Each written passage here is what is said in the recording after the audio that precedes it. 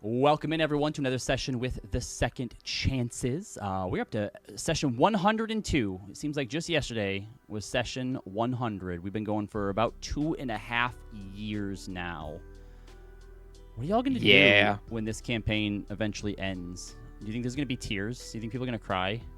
Yeah, I think so, probably. Yeah, I probably will too a little bit. Until campaign 3 starts. Until we start, think about our next game. Yeah.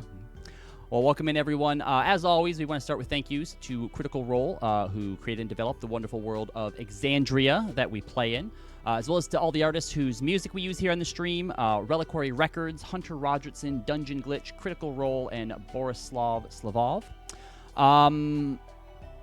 I think that's everything. So last time on the Second Chances, they have been spending some time in the Feywild. Now that the prodigal child, Corey, has returned home, finding out that they are a prince of the Summer Court, there's been a lot going on. Just even trying to think about it to recap is making me exhausted. Corey is embracing their new sorceress origins as a lost Fey Royal. I need to make sure that I have, streamer mode on really quickly. All right. Hermia and Zana went on a little B&E to the Royal Vault and stole something. Hermia also found out that her father had went back to the Unseelie Court and told the Queen of Air and Darkness that he was taking a sabbatical to go fight the Raven Queen to get his dead son back, and she vaporized his body and chained his head up in a dungeon cell where it started to regenerate. And that's why he didn't respond to Hermia. That'd do it. Roz and Corinth went on a little trip to find a rogue Ceres who had become a warlock of Sir Pouncewell Longleap, the Starhopper, golden sky dancer of the Summer Court, who Roslyn challenged to a duel to break the pact and fucking killed that guy.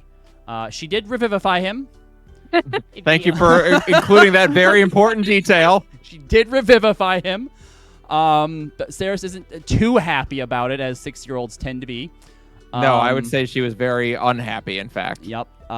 Corey and Zealous went on a bit of a shopping spree, bought a bunch of new magic items, including some magic armor named Daniel.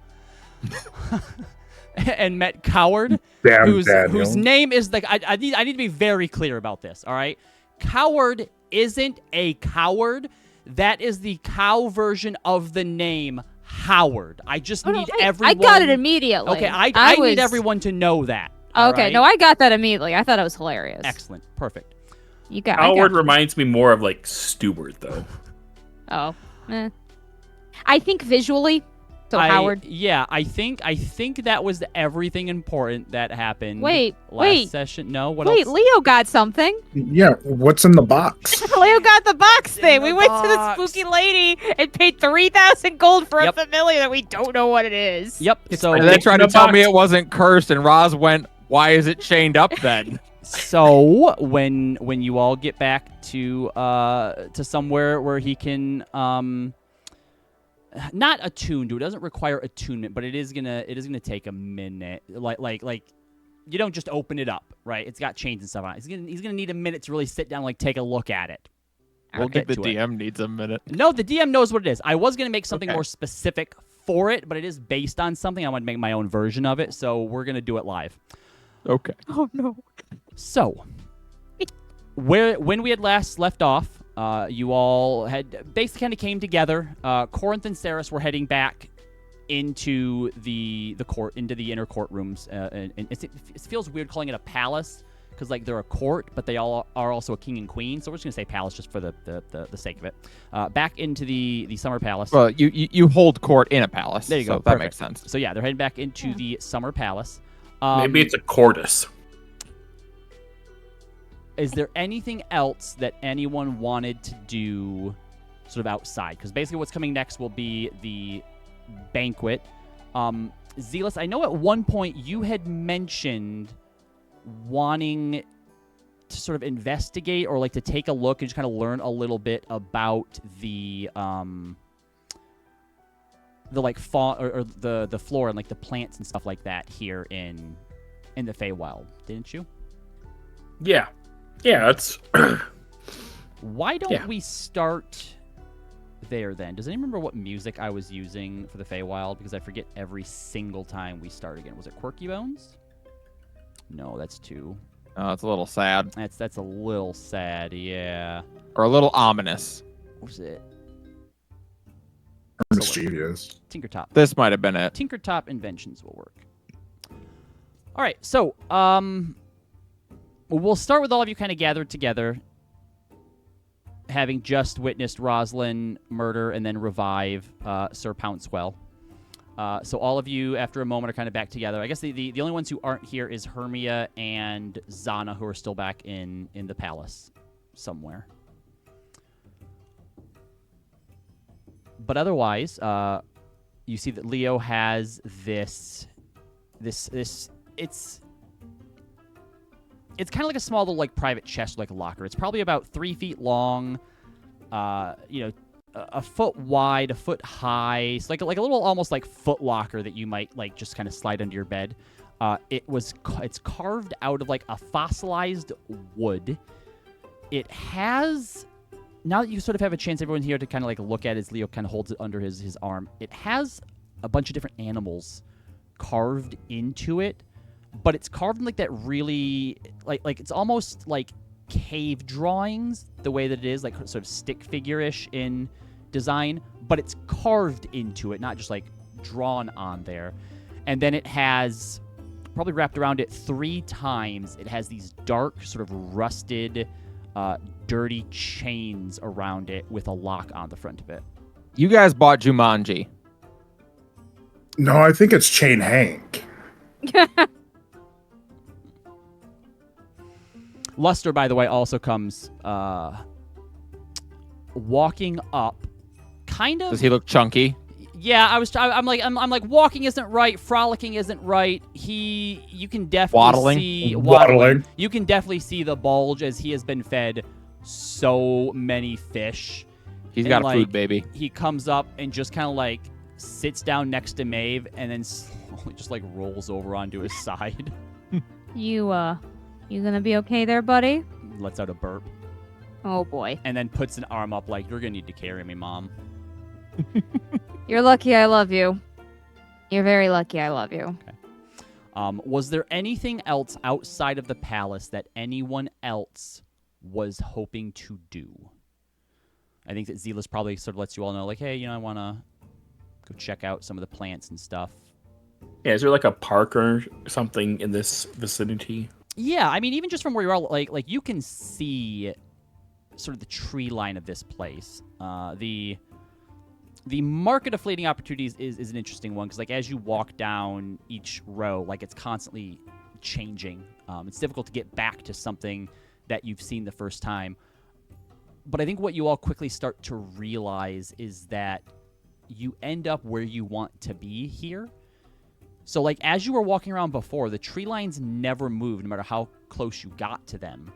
But, Zealous, when you decide, like, hey, I want to go actually check out some of the nature and, like, the wildlife and stuff here and start making your way towards the tree line, it begins to approach, and you do start getting closer to it.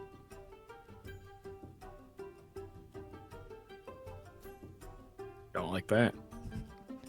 Did anybody go with Zealous? I would have gone with them if no one else did. Okay. Corey, I'm are a you plainty person. also sticking around Zealous as well, or you may be muted. I did not hear you say anything. Oh, you're not. Yeah. Oh, there you go. Heard you that time. Okay. So as you get over to the edge of the woods, at first there isn't anything that particularly catches your eye. It looks like it's the edge of the woods that you would expect. There's some tall grass. There's some, wildflower-looking things. Once you get a little bit closer, once you get right up to the edge, you kind of start to walk through it. The trees change almost like you're walking through like a projection or like a hologram or something like that. And you notice that past the first row of trees further into this forest, the bark changes from the usual kind of like grays and browns to being a rich green with not highlights, but like undertones of red. Like if you were to peel back the bark, underneath it would just be like this, not quite blood red, but like a reddish color. The wildflowers in here seem to be a myriad of different colors, and not in a way to like, oh, there's like, a bush of like, red ones and blue ones, even within and on the same plant, a bunch of different colors. Was there anything you wanted to try with any of these here? You just observing, looking for samples? Wanted to talk to something before something maybe happens? Sounds ominous. Yeah, right. I think I would just like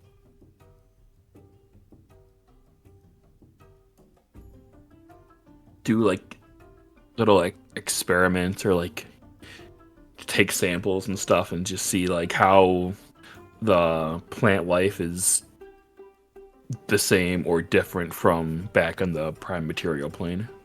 Okay.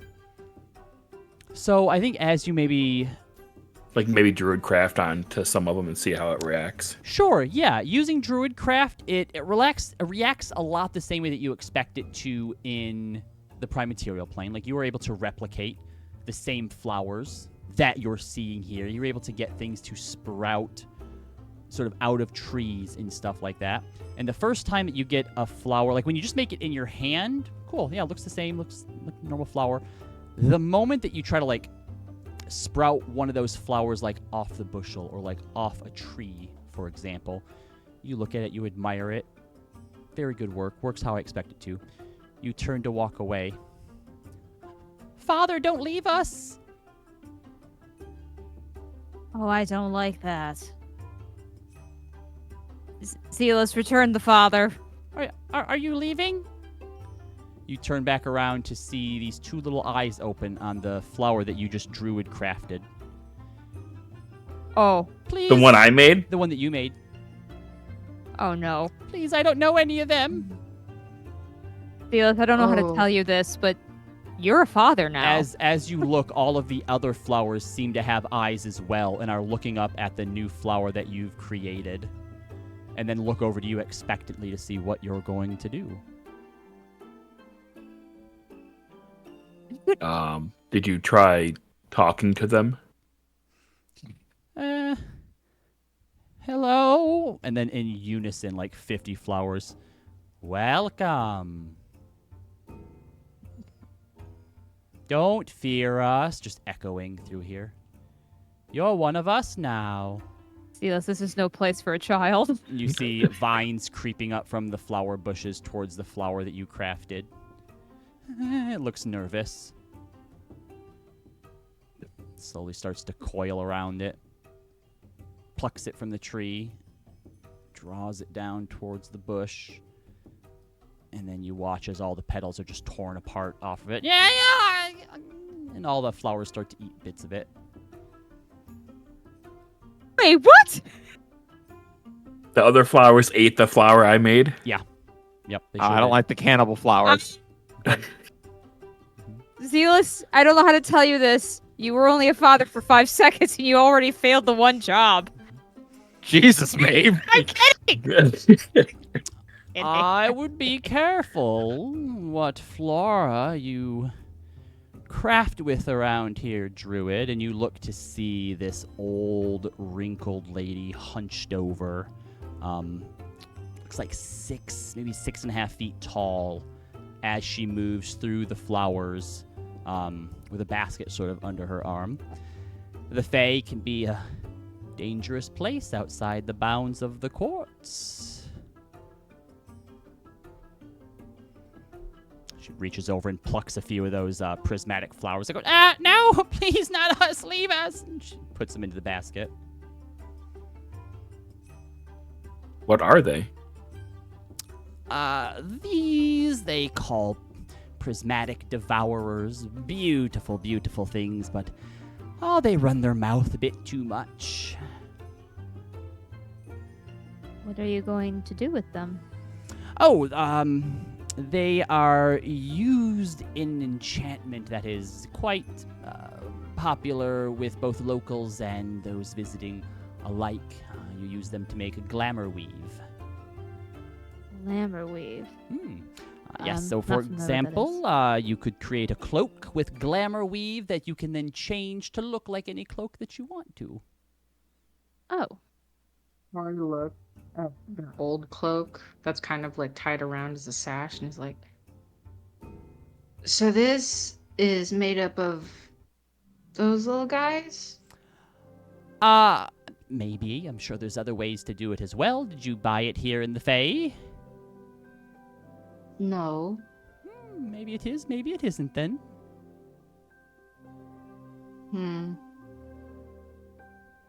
Okay.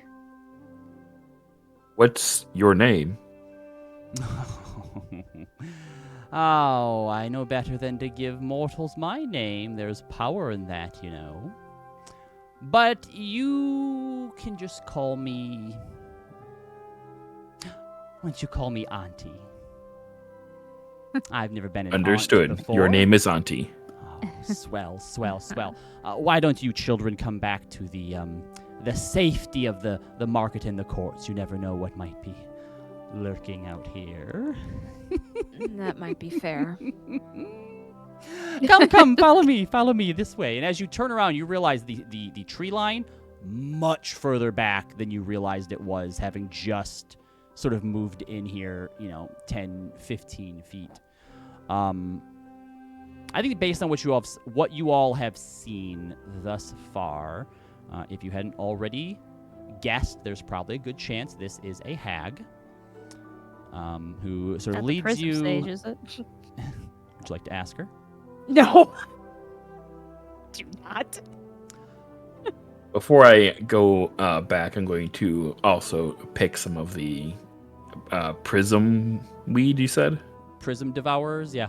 Yep. Prism devourers. So yeah, So I thought she was the princess. as you pull a few off, they're like, no, stop! Oh, no! Give them back! I take the ones that say that too. Okay, cool. Just put in, you have like 7 or 8 of them. Give them whatever colors you want them to have. As you emerge back out of the tree line, you're actually probably about 100 yards from where sort of the edge of the market is, and there's this big stump of like what was probably like a great redwood tree, but it's been turned into a house. And the old lady goes and sort of sits down on the porch and starts putting the flowers into a little bowl, like into a mortar and pestle, and starts crushing them up, and you can hear the cries of pain coming from it until they eventually just sort of fade away. So, what brings you lot to the summer courts? I'm gonna say into Maeve's head. So I know I was really excited to be here and stuff.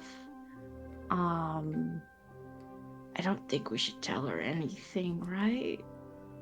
I probably wouldn't. I think we need to get this conversation ending short and get back to... What don't you want to tell me?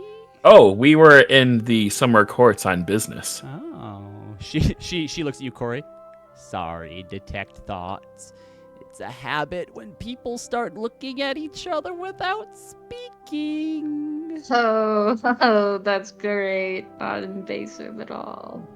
Oh, you, Druid, could you go around back, and there's going to be a few, mason jars. I need you to bring me whichever amber jar has stopped bubbling. It will be the most effective. Don't... She starts to, like, maybe warn you and goes, never mind, just go get the amber one and try not to get into too much trouble. You were saying, dear? She looks back to you, Corey. Business? Yeah, just some business, really.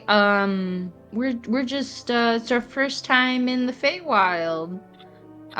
So we're just we were shopping and stuff today, and yeah. Corey, can you make a wisdom saving throw for me? Oh no. Why? I don't want to. Oh, jeez. That's an 8. Okay. Oh, royalty here in my presence. You could have just told me, Prince. And she bows down to you. Sorry, Oh I gosh. was poking and prodding. I should probably give you some sort of offering, yes? Stay within the good graces of the summer court. No, that's okay. Are you It's all sure? good. I look at Maeve. Why are you so apprehensive? Why are you so fearful? It's just first time.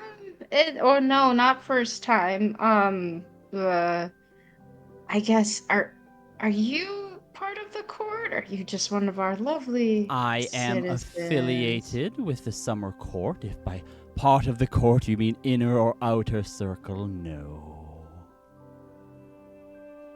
Gotcha.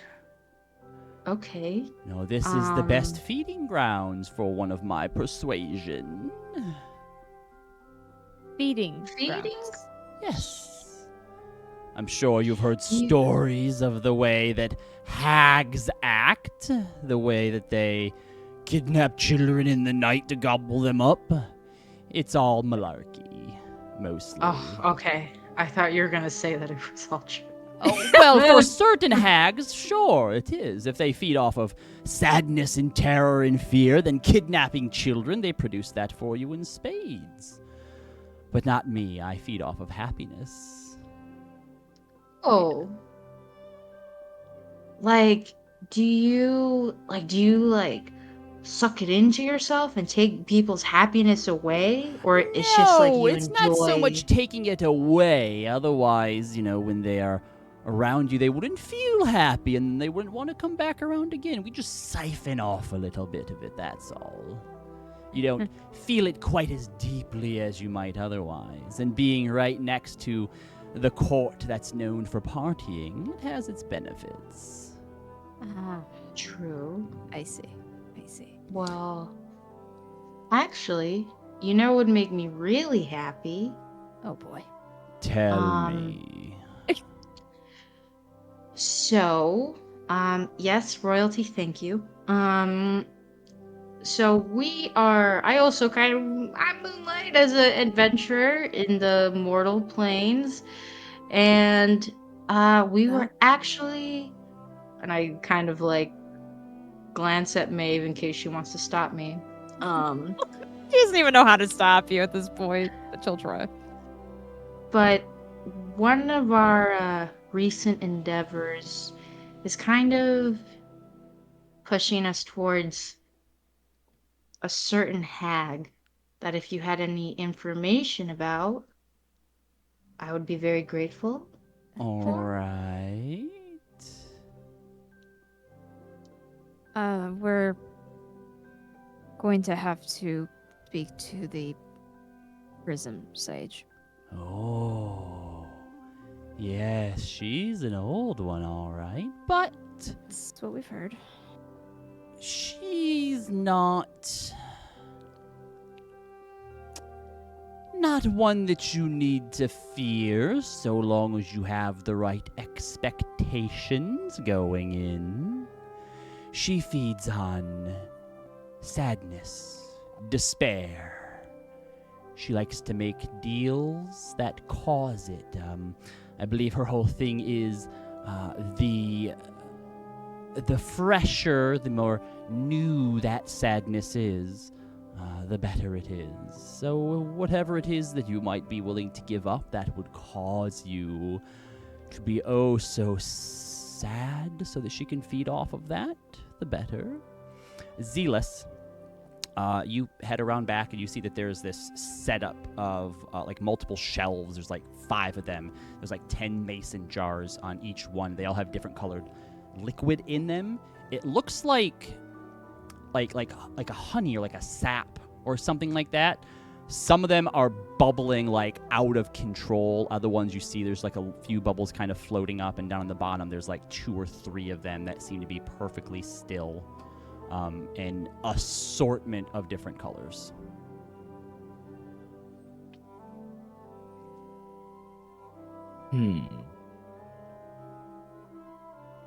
Can I open some of them and see if I can like waft some of the smell towards myself? God. Sure. Pick a color. Oh no. The pink one. A pink one. Okay. Are you looking for something That's not bubbling. So you want one that's not bubbling at all? Yes. Okay. You pick it up. You open the jar and you kind of try to waft and smell, and there's like a sort of soury, sort of strawberry scent coming from it.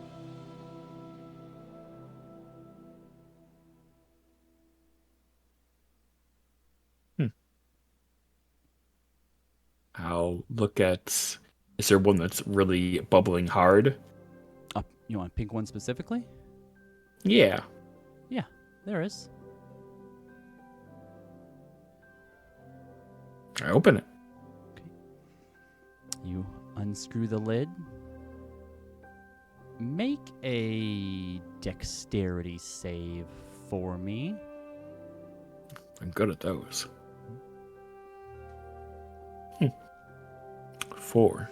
Okay, as you open it, it begins to boil and bubble over, and like in an attempt to like try to like reseal it or not get it over you, you just kind of like throw it, and it hits the ground and shatters. And you kind of freeze there for a moment. Nothing seems to happen. Oh my God, we're getting in so much trouble. Nothing seems to happen.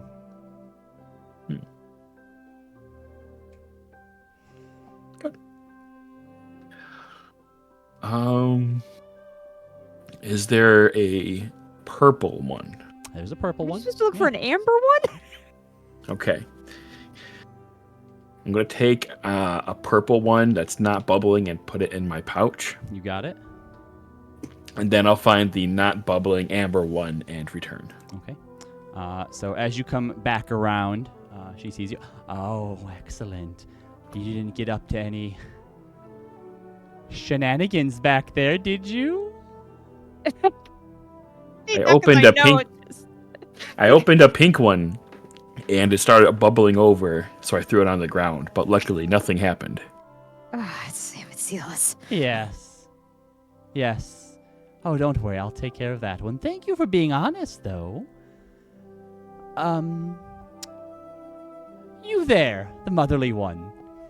Could you go on inside there and get Frederick for me? Who's Frederick? Oh, he's the only thing that's moving in there. You see, this goes over there. Oh, I thought she asked me to. She did. Oh, okay. Are you do you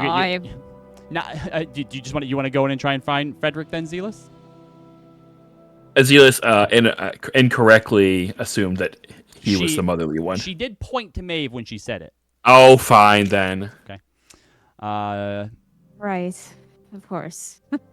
Carefully go inside. All right. Trepidatiously. She does take the amber liquid from you, Zealous. She looks to you, Corey.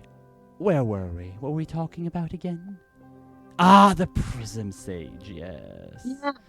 Yeah, so, as a good example, if you were an artist, you might give up your eyes or your fingers so that you could never gaze upon beauty or create ever again. That would be a sumptuous meal for her indeed.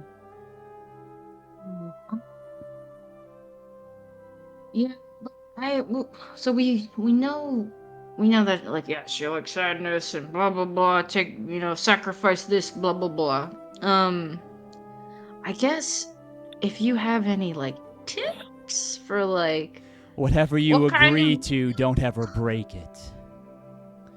right, yes, we get we've a bad rap with mortals, always tricking them into making deals. But the thing is, mortals are greedy, they are easily pliable, and they're normally willing to do whatever it takes to get what they want. But the problem is, once they have what they want, then they want something else. And since they're willing to do whatever it takes to get that thing, that includes going back on deals that they've made. And when you make a deal and then you break that deal, there are consequences. And then oft they try to paint it as though it was the hag all along. Right. Yes. I totally get that. Totally get that. I guess I don't know. Do you know what court, if at all, she belongs to or did belong to? I don't know that the Prism Sage has ever been a part of a court.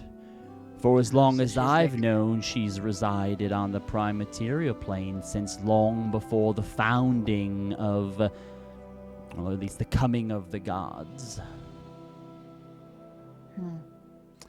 Corey, you notice something rising in the back behind the house. Some sort of plant life is like slowly sort of rising up, and you see it growing like higher and further and wider. Maeve, are you okay? Maeve, inside. Yeah. Nothing in here like immediately, I think, causes you any sort of distress. Like, obviously being in here, you're a little nervous, right? Yeah. But like, it doesn't look like maybe how you would expect a hag's place to look. It looks kind of like a homely and pretty cozy in here. Okay. You know, there's rows of things lined up in jars. Nothing. You don't see any like eyeballs bobbing or, you know, tongues of newt, but it just looks like a sort of like an apothecary setup. You see massive bed. And as you're kind of looking around at things, there's something down at the foot of the bed that's kind of moving or sort of rolling around in there. And as you get a little bit closer, it's some sort of like small bed. There's something in it, but it's covered with a blanket, and you just see the blanket kind of moving and shifting. Hey, Frederick. It goes still. You're needed. I'm going to... Oh, this feels dumb. I'm going to pull back the blanket, and we're just going to go where you're needed, okay? I peel back the blanket. As you peel back the blanket, a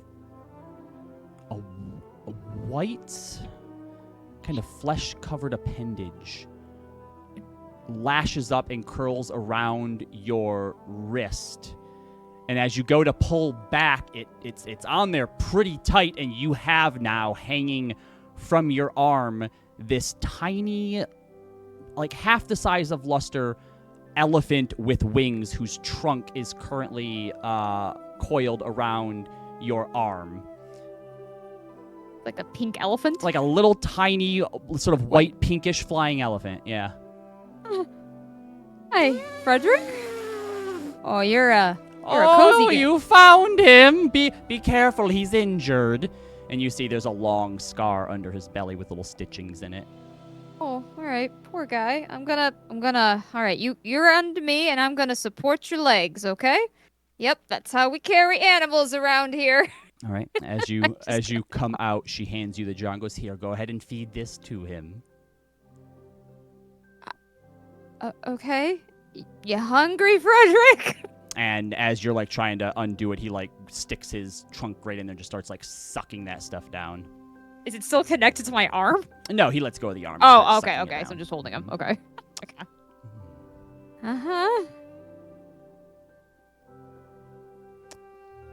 You know, you may already have the needs by which to pay the sage. What do you mean? She looks over to Zealous. Meanwhile, Rosalind and Leo, you two are heading back into the palace, right? Yep. Heading If that's where Ceres with and- Ceres and Corinth, yeah. All right. Roz is watching Ceres like a hawk now. Yep. So all of you get back there just fine. Hermia. On our way, can I talk to Rosalind real quick in our heads? Yeah, go ahead. There might be a way we could smooth this over with the kid. Do tell. So, when I was making the pact with Hermia's father, I thought you could get multiple packs, so I talked to Dumb. And I could test out if I make a pact with him if anything happens. If nothing happens, maybe we could have Dumb be the pact Saris until she gets older. The point It'd make is, her happy, though. it would. Okay. Yes, that is true. It probably would. But she's a 6-year-old, and eventually she's going to want something else. It's about what's going to make her safe, not what's going to make her happy right now. But a happy kid going home from a trip like this will make sure your grandma doesn't come murder us in our sleep. Okay, well, I'm going to tell you that my grandma in this world could not murder us in our sleep. But don't take my terror of her for whether you should be afraid of her. No, look, she's 6 and she's not ready to make a pact or anything like that. So this family isn't like Shadow and Light. They're not going to come out of us from the abyss and try to kill us. She motions to Corinth. That one's a blacksmith. My grandma in this world is a nurse. Light in this world is a seamstress. I don't think you have to worry. Oh, they're just common people. That's awesome. Yeah, like that. And I'll just trail off after that. All right. Once you get back up to the rooms, Corinth goes, takes Saris in to... She's had a very... Even before watching her brief patron go down in the duel, had already had a very exciting day. Took a lot of energy, so like you can hear him in there kind of like talking a little bit, and then eventually Corinth will come out and she'll be sort of taking a nap. Hermia and Zana are there. Zana comes up to you, Leo. You have a bag of holding, don't you? I do. You have the bag of holding. Yeah, I've just been carrying the chest with me this entire... Yep, no problem. All right, never mind. She doesn't come up to you then. Sorry. No, it's no problem at all. Got a whole alarm system and everything for me, so. So Or Leo, do I have that Heward haversack? I might have a bag of holding. did you want to dive into this chest? Yes, I do. I want to pull the chains off, and I want to start... All right. Actually, before I do that, I want to identify it with Elroy. Interesting. I would say, if you're going to just open that, you're going to go take it in another room.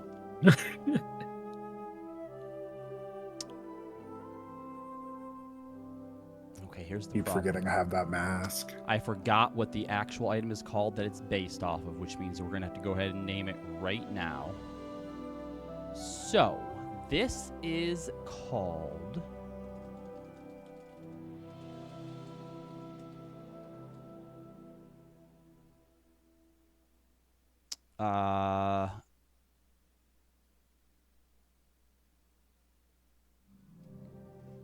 Might change it later, but for now, you have a box of familiar of replication.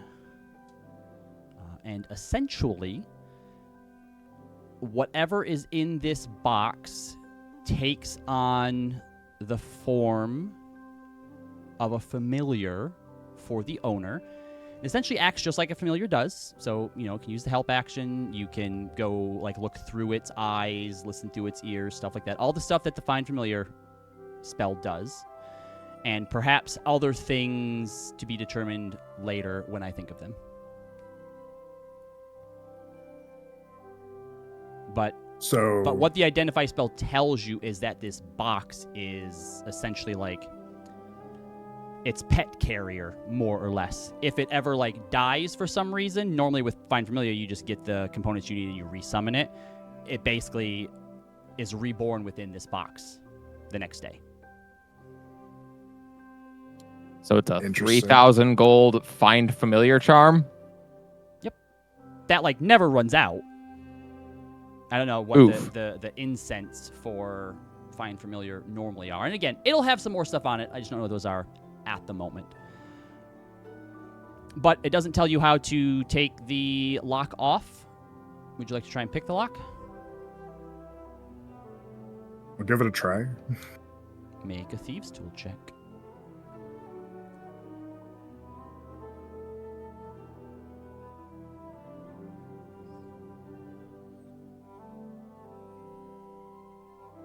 Well, that's not great. That's an 11 on the die. What do I add to it? Dex and proficiency. Dex and usually? proficiency, yep. Assuming You have you're- expertise in it. I think I do. So Then you And add double proficiency. Double proficiency, yep. 8 plus 5, so 13. 13 plus 11. So 24.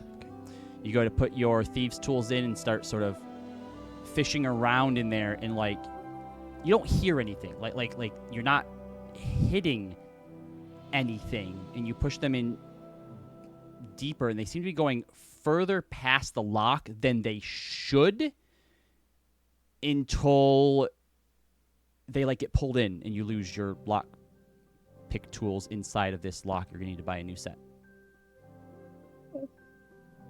That's shitty.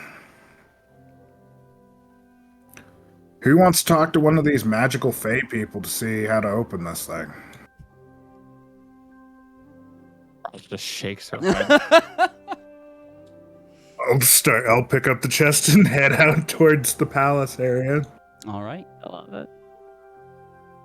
Oh boy. Hermia, how's Hermia like looking or feeling right now after everything that's happened? You know, she knows that her dad's okay now.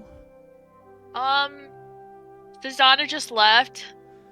That was a while ago. Yeah, she had, left you kind of alone for a while, and then at this point everyone's kind of regathered, or at least half the party has regathered back in like this main sort of room that you were given that branches off into your other rooms. Is Quarry back yet?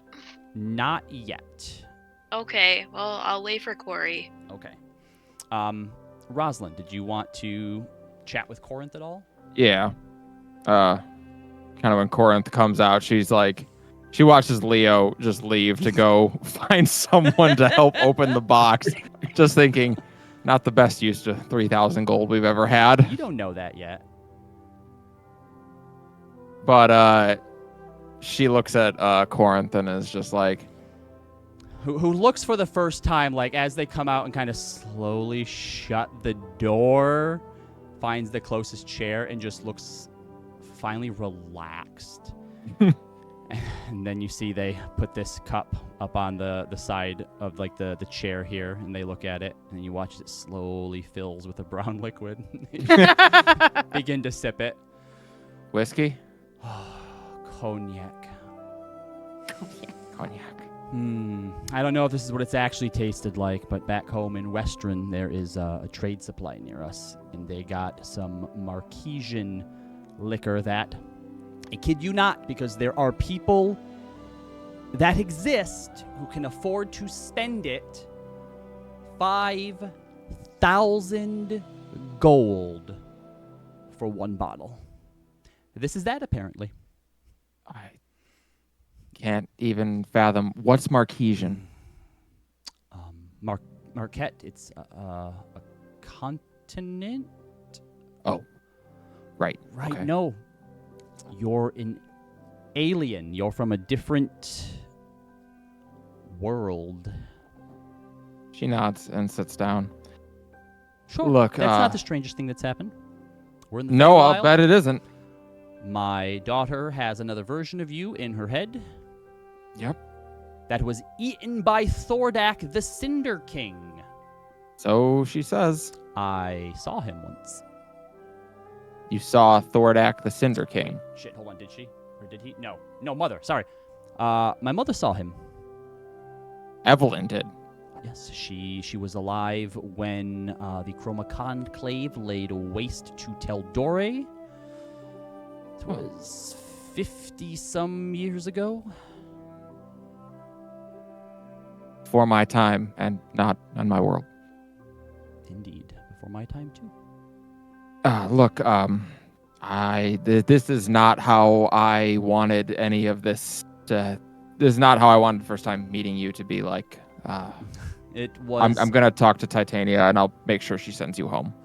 I mean, I assume we would be sent home at some point, but Saris is pretty set on this banquet and watching all of you in the theater. All things aside, this has been, I'm going to use a word for it. There are many words that could be used for it, but incredible is not inaccurate. Yeah. This Yeah. this is a story the Lorests will be telling for generations to come. And I think I'm starting to realize this, perhaps being the biggest wake-up call of it, is that, like you, my daughter is probably destined for very, very great things. So I might as well get used to dealing with stuff like this. I can't say that she's going to be the same as she is in my world. My Saris is, but even at her tender age, there are similarities.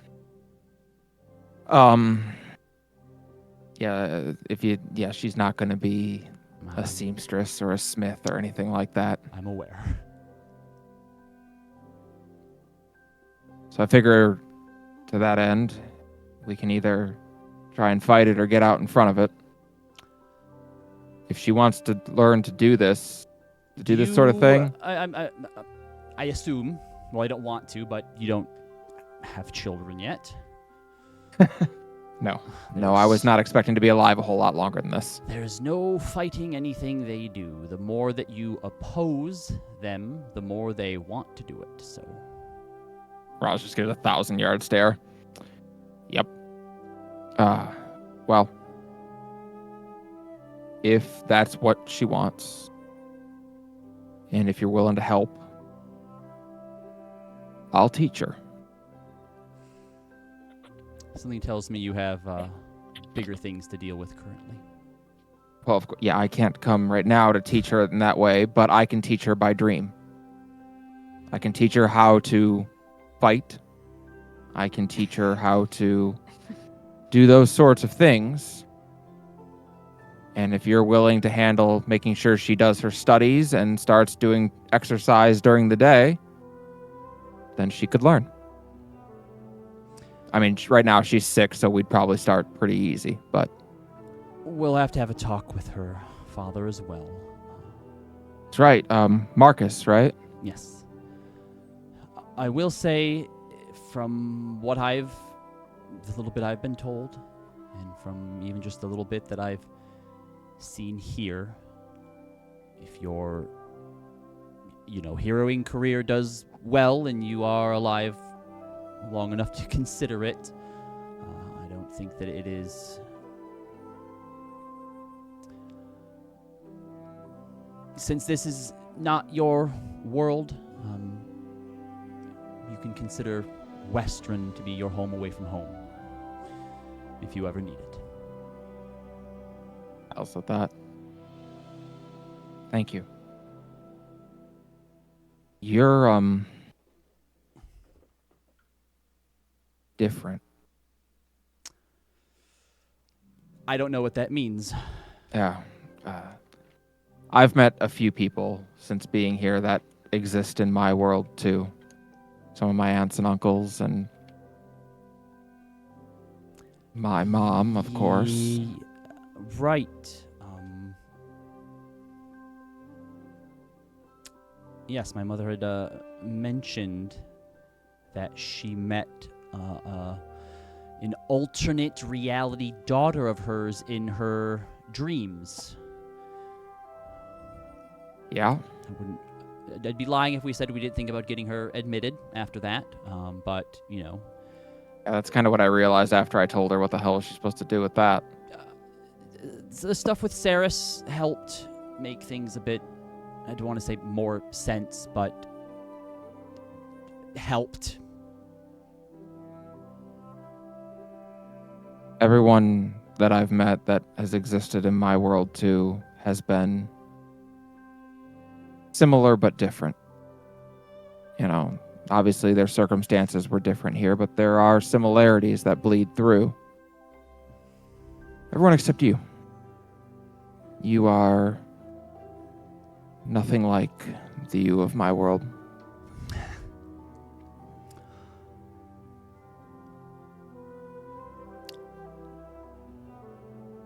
I don't know if that surprises me or not. Well, I'll say it's a good thing. You haven't stabbed any of my friends or tried to kill me. So that is a step up from my sibling. Now I don't even know if I want to know or not. Shadow has had a very difficult life. They died very young before they became what they are now. Celine, Light, is starting to find some semblance of who she once was, but Shadow doesn't even want to try, or doesn't think they can.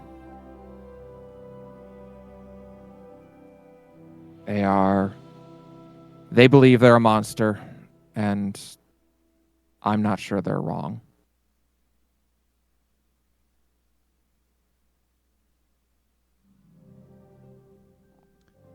It seems like That's a lot. a lot. Yeah, it is a lot. I can't imagine what... Sorry, you said they died young? 5 years old, I believe. And yet... Why don't you pour yourself another glass of that cognac, and I'll tell you the story. And they have to have a drink. Yep. Probably multiple drinks as you kind of go through everything. Yep. And she takes him through from square one. All right. As that's going on, back at the Hag, I want to get out of here. Zealous, I can sense in you a great sadness. Something you're refusing to deal with. The Prism Sage would eat that up. Zealous, what is she talking about? He is likely referring to the time that I encased my mother in a stone tomb and caused her to explode. Patricide, yes, that would be delicious for someone such as the Prism Sage. What would she do with that? Like, what's the deal? It's hard to say for certain. It's something that you could eventually work through with things like therapy and talking out your feelings. Therapy. But you may eventually come to... That sounds invasive. It's not something that may remain permanent. It's not something you necessarily gave up for her. It isn't something that she could capture. Does she take stories? She might want maybe a piece of your memories or a piece of your heart, something that crystallizes that essence. So when you look upon it, when you try to feel it, when you're reminded about it, so is she. She feels the deep hurt. Oh. I turn to look to both of you. Remember, we are not obligated to do this. To give something up to the Prism Sage. If there is some cost we can figure out, great, but I'm not giving up people's hearts. The Grove will live again. It will just take longer. Yeah. Okay. I look to the Hag.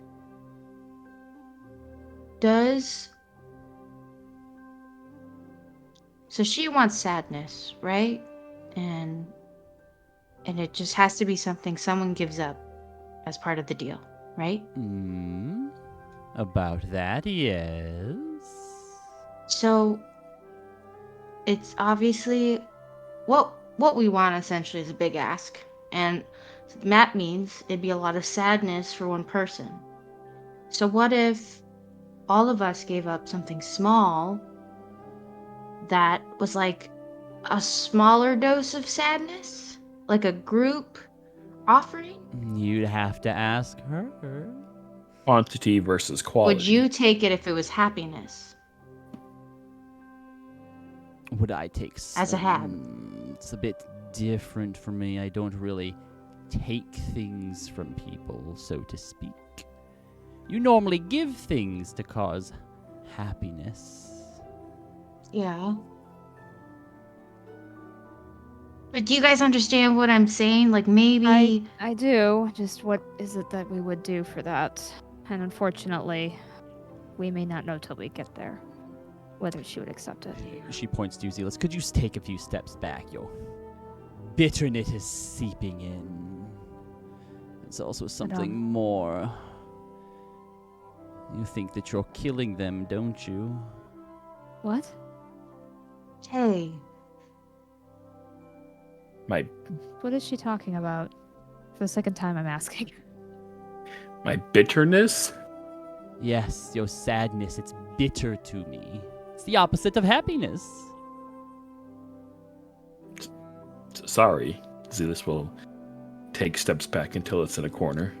I feel like we need to have a talk with our friend. yeah. And calling people's trauma out like in the open, that doesn't make people happy. If you're a happy hag. But it's different when you can taste it. I guess so, but I don't know. It's just impolite. You know what? Okay. Why don't you take him to see a friend of mine? Maybe she can help. Is it another hag? No. No, she can show him. Mortals, sometimes you get hooked up on the idea of, oh, the world would be better without me if I wasn't around. If I wasn't here, then they wouldn't be in danger, or whatever. Give him a chance to see what a world without him in it might look like. Okay, all right. Okay, you're really not selling the whole hags are not, we're more neutral. We're not like these sinister whatever. Like the things you're saying and in the tone you're speaking, it doesn't make it seem like a cool thing. Is this person casting It's a Wonderful Life? I was so excited. I don't like that. No. It's a Wonderful Life hag either. Well, look, I have a friend, Seraphina Veilweaver. She's a fortune teller and an oracle. If you want to give her a visit, you can, and if not, no big deal. Didn't we meet her already? You did. You did. She was at the party in Port Zoom. Yeah. Yeah, well, we kind of know her. Kind of. Oh, well, there you go then.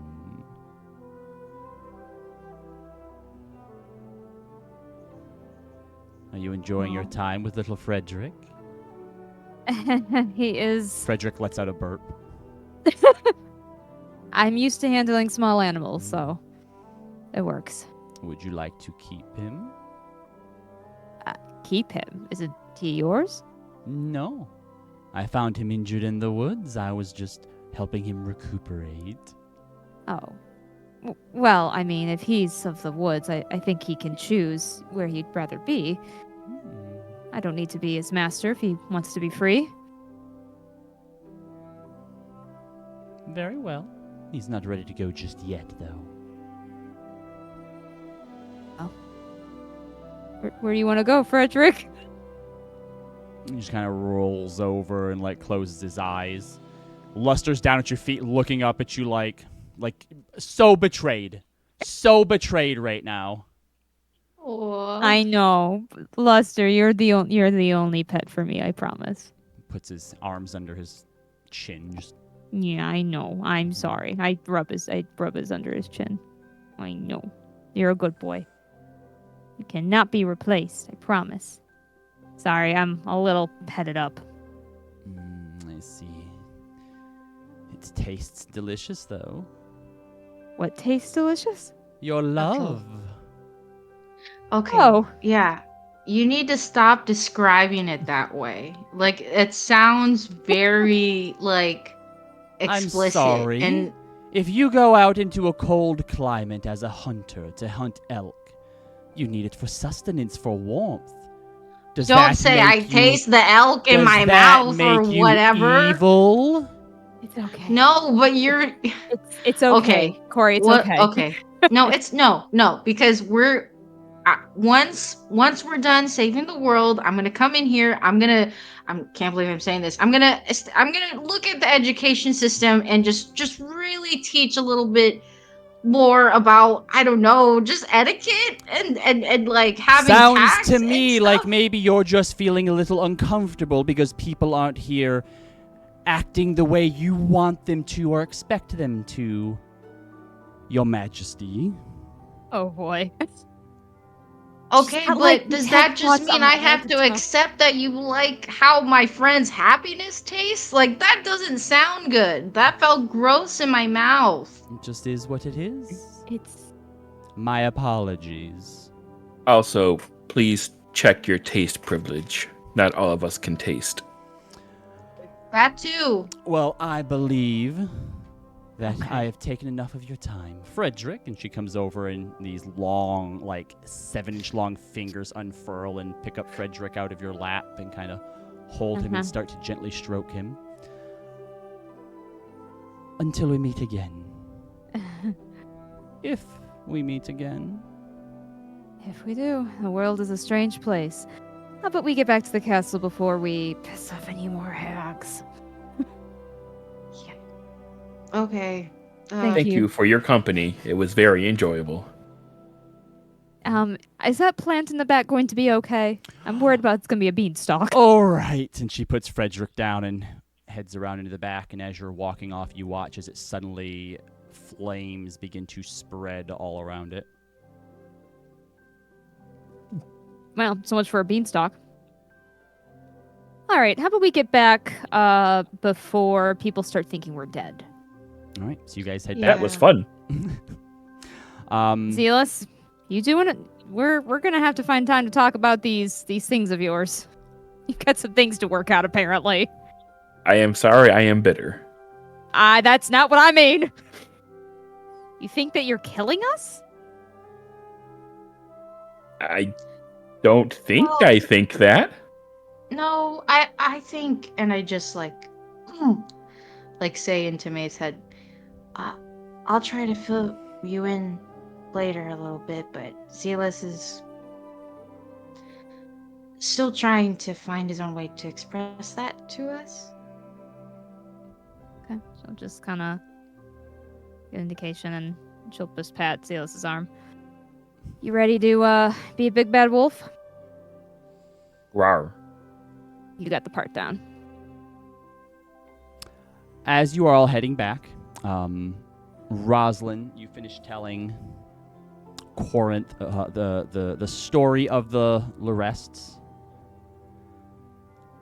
And he refills his cognac, which is a drink you sip, but in this instance, it's a drink that Corinth drinks. Yep. That's a lot. Yeah. And I mean, most of it happened before I was in the picture, but yeah. I can't even. I realize that since you're telling me a story about a different me, that maybe I should have some further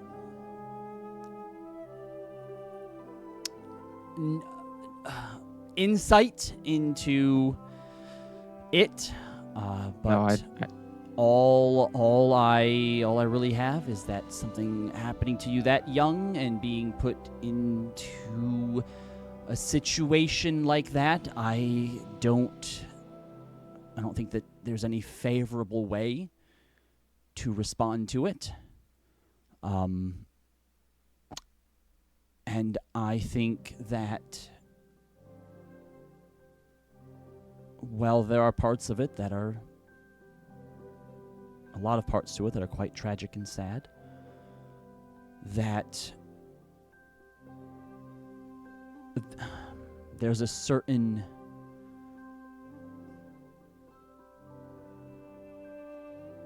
certain sacrifice to it that's kind of beautiful, that she wants to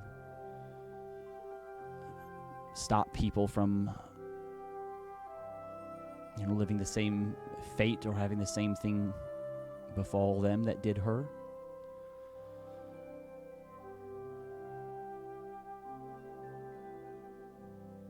I don't know. Okay. I don't expect you to have a solution. Well, I think that's maybe also the issue is, do you expect there to be a solution? I did at one time. I used to. Thought. I don't know. I thought that there was more to them than there was. And there very well may be. There was certainly more to you and I than what it seemed when we were younger. But no one else found that. Yeah. Too true. Shadow, it seems, is also an immortal being of some kind. Yep. She has time. Well, that's she motions to the mark on her neck. This is my bond to kill her if and when she goes down that road. Well, as nothing but a impartial onlooker, you've told me that she overthrew a court of flesh to become its judge, jury, and executioner, and uses it now to fight other demons while freeing the innocent who are caught in their grasp, and has the wherewithal to know that if I do something too monstrous, I need someone to defeat me. Doesn't sound like as much of a monster as they would like to believe they are. She nods. That's why I agreed.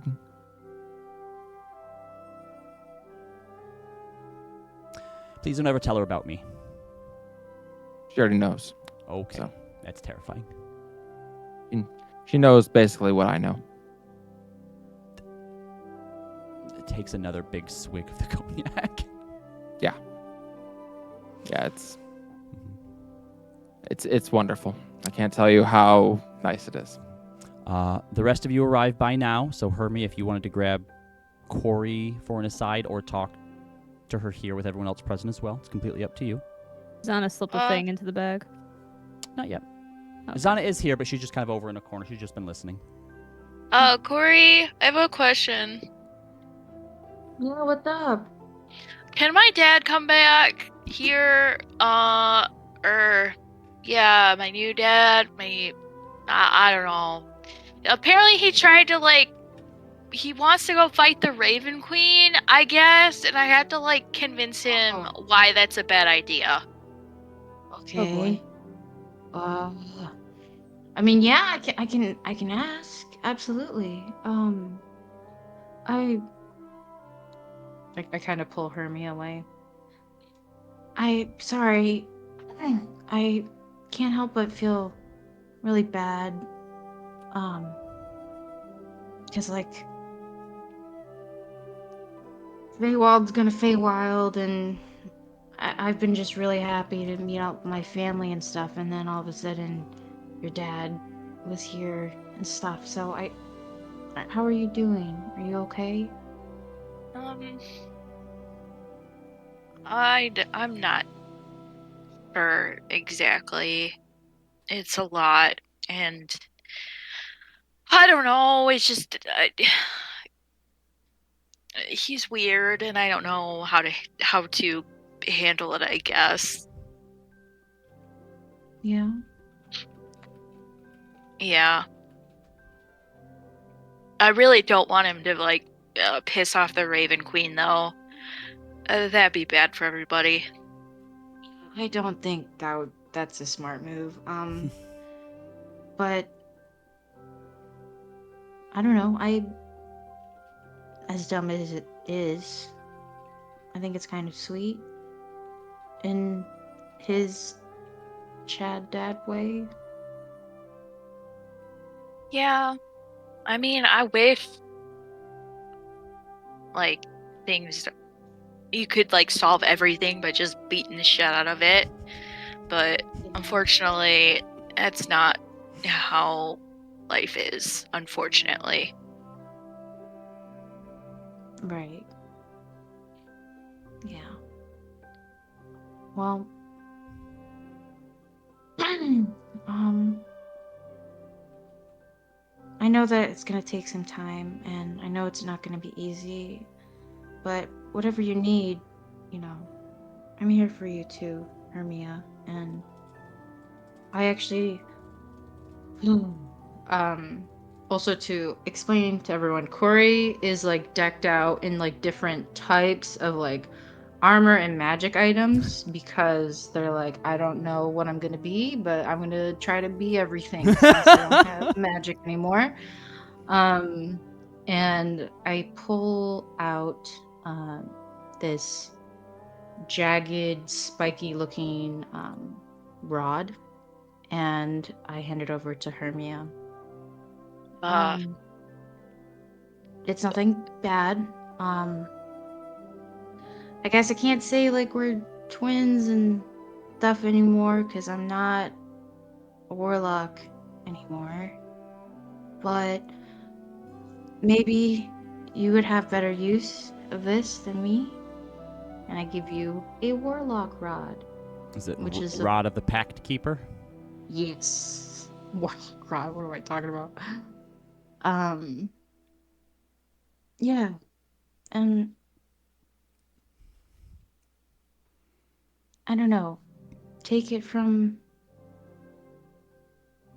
someone who sees you as their sister. You'll always be my sister. And I give you a hug. Squeeze back. Maeve Zana saddles up next to you and goes, "Can you open the bag of holding?" Yes, what do you need? She holds up this, like, crystal ball. I stole this. And plops it in there. If we get in trouble, I'm blaming you. We're basically family with the princess. I think we'll be fine. I mean, that's fair. What does it do? It's a scrying eye, so we can scry through it. Oh shit, that's really good. All right. Well, okay. Maybe they'll let us this off this once. No more taking other things, though. I'm just saying, we might... Listen, we just saw a hag. Felt like I barely got out of that alive. This whole place is creeping me out. There's talking flowers that screamed. There's a lot going on here. It's bad juju. Okay. Leo. In the hall, you stumble upon Lilypod and Dummigan. You notice he has one hand that's still closed, that he's just like holding out in front of him, and they just seem to be discussing something. I put the chest down and I'm like, Dumb, come here for a second. As he turns towards you, you see that he has a bunch of flowers in his other hand. Dumb. Let's make that say pact. Oh, okay. Pact. He opens his hand up. There's nothing in it. And I grab it and shake it and Yep, look at Lilypod. He and it's closes his hand around yours, and it's like up to like your elbow. Pact now. Best friends. Aw. best friends. Hands you one of the flowers. Sorry, for punch you in taking kid's nap, Lilypod. Kind of face palms. Kidnapping, and you didn't punch him. That's it. He's apologizing. And he's holding a flower. That's out. a great practice there, Dumb. Rosalind's the taller one with the metal arm. He's just staring at you as he's holding this flower, waiting for you to take it. I grab the flower. Thank you, Dom. As you grab the flower, it vanishes. Wow. All right, let's go and That was find thoughtful. the others now. And she looks down. What are you doing with that? Oh, I bought this in the market for 3,000 gold. I was trying to find somebody who has magic to open it. You don't need magic to open that. You just have to will it open. Oh, how do I will it open? Like, what do I... Like want it to open. It only opens for whoever, I suppose, owns it. And if you spent money on it, then that should mean that you own it, unless someone told you to give them money, but it's still theirs or something. Just want it to open. Okay, and I want it to open. And you watch as the lock chink chink, and then all of the chains like serpents unravel themselves into the lock, so it's just a lock on the front now with no chains on it. All right, there you go.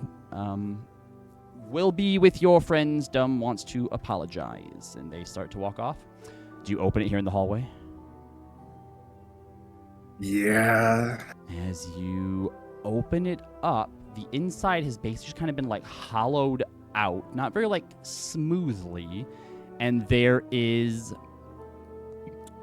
some sort of like viscous liquid just in the bottom of it, and you see a few bones kind of floating as well. Oh, God.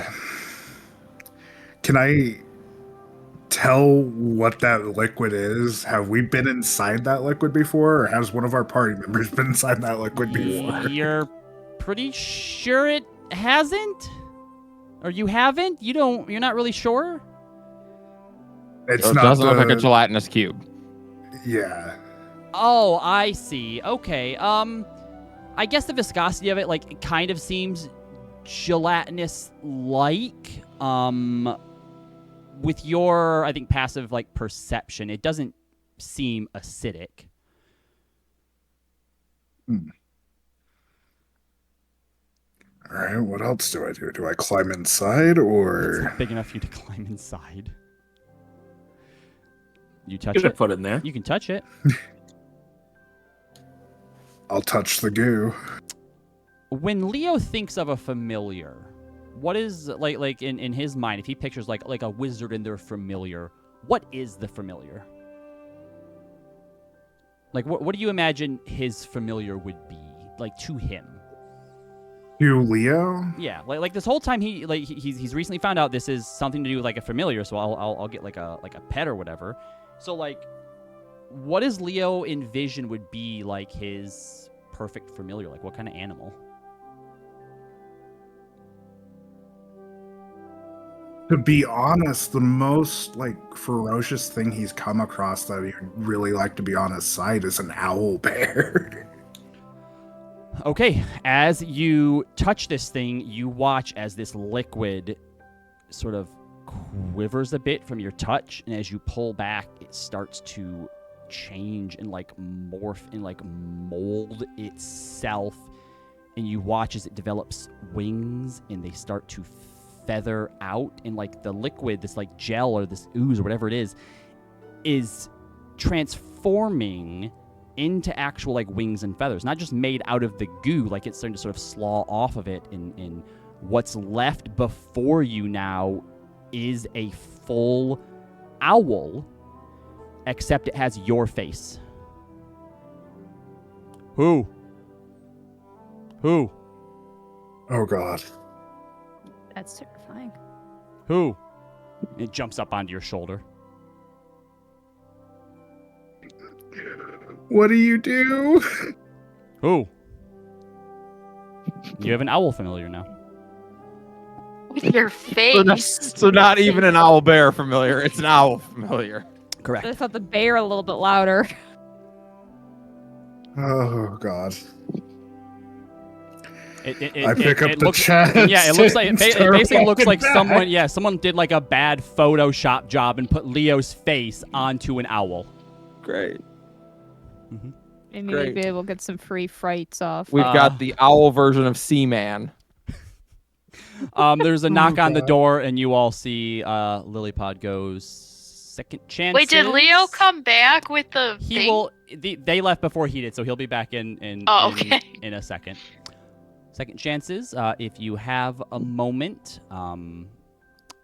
Dumb has something for you. Dumb kind of ducks down. He has to duck down to get into the door. Comes in. Goes up to Hermia. Sorry for... Looks back to Lilypod. Kidnapping. For kidnapping. And holds a flower out to you. Oh, I mean, I was asleep for it. So, I was good because I was sleeping. But thank you. Do you take the flower? Yeah. As you take the flower, after like a second in your hand, it just kind of vanishes. Is that normal? Goes up to Corey. Sorry, Prince, for kidnapping.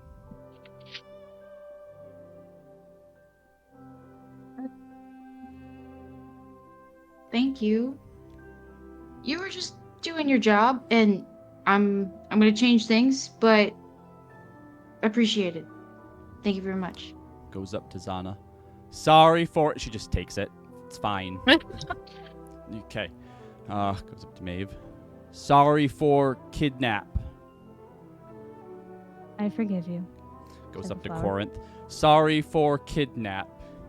And Corinth looks to you, Ross, like, what? He kidnapped us. Okay. It wasn't me. I'm fine. Take the flower. Okay. Takes the flower. Has one more. Goes to Roz. Oh, sorry. Gives one to you as well, Zealous, and eventually ends at Roz. Sorry for punches and kidnapping.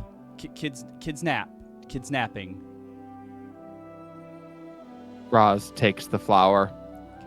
He looks happy, And I'm sorry too.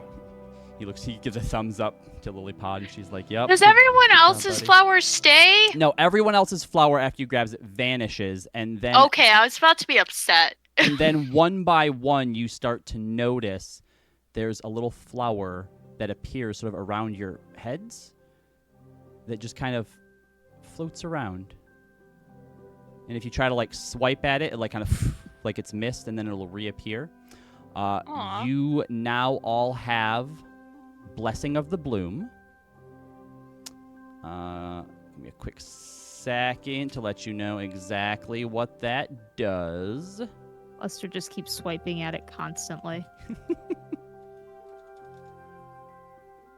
What is Lester gonna do with the fucking owl? All right, so everybody roll a d6. Or A D6. d6. 6. 6. Damn. 4. 3.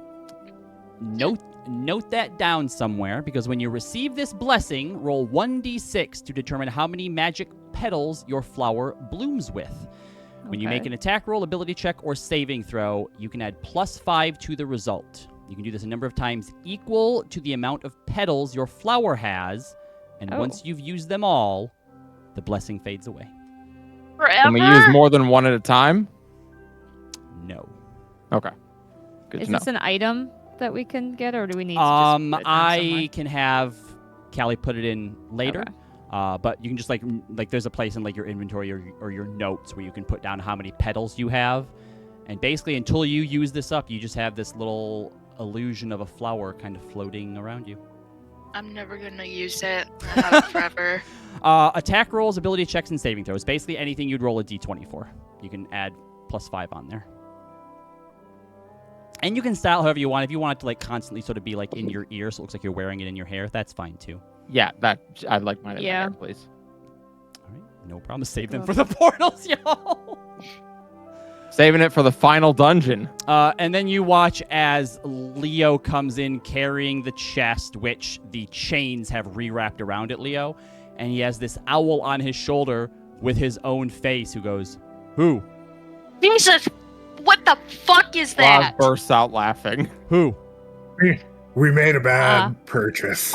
Oh Who? my god. I don't like that Oh at my all. gosh. Who? It's like Uncanny Valley. It's Ugh. gross. Who? Is it old too? Yeah. Mm. It's What literally do I do? someone copy and pasted his face This- onto an owl. I don't know. Just Mm. he's yours now. You have to take care of him. No, get rid of it. Give it to somebody. We paid way too much money for that. I would agree with you. I mean, Well, what does he do? I mean, some mistakes are just you just gotta forget them and move on. what do you do? Who? You. can I like telepathically speak to the animal at all? Hmm. You usually can with Find Familiar. It says your familiar acts independently of you, but it always obeys your commands. I don't think like you can tell it to do things. I don't think it can speak to you. Okay. See, you can communicate with it telepathically, but it doesn't speak. So you can communicate, you can tell it what to do, but it isn't going to speak back to you. Maybe see if it can have a different face than yours. Can you change your face to Maeve's? What? Don't give it a people face. Who? It kind of ruffles its feathers up. All right, so no, it just takes No. your face because you made a This bond is- with it. This just makes me feel ill. It's Ugh. probably because like whoever touches the goo, it takes its face. Maybe. The goo? Oh, What? I will the chest back open to try to show, Yeah. or can I open it? So he opens the chest back up. There's nothing in it. Did you goo in there? Is that what you're trying to say? Ooh. Because that's gross, Oh. Leo. The goo is the familiar. Right. Okay. But Leo. Is it like a ditto? I think you are a father now. Leo's eyes just get wide. No. No. Roz watches for a moment and then looks over at Corinth. Can I come to like Westruun like now? Yeah. Yeah, Because can I come I don't too? want to be here anymore. I don't want it. Whenever I you want can't. to. Great. All right.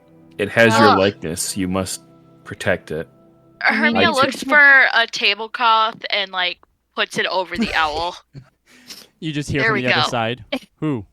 And Problem solved. you I see- can't see it. I can pretend you it's see, normal. You see like the head kind of moving on the inside of the tablecloth a little bit. Who? Just don't take that off. Just keep it covered. Maybe Who? if you put it back in the box, it can change form. Um. I mean, you don't have to. How do you dismiss that shit with magic? I've never done that before. Because it says magic, right? Yeah, it says It better be. magic. If that's a naturally occurring form, I hate this place even more. Yeah. Do you want Oh to? god, your music's fucking up.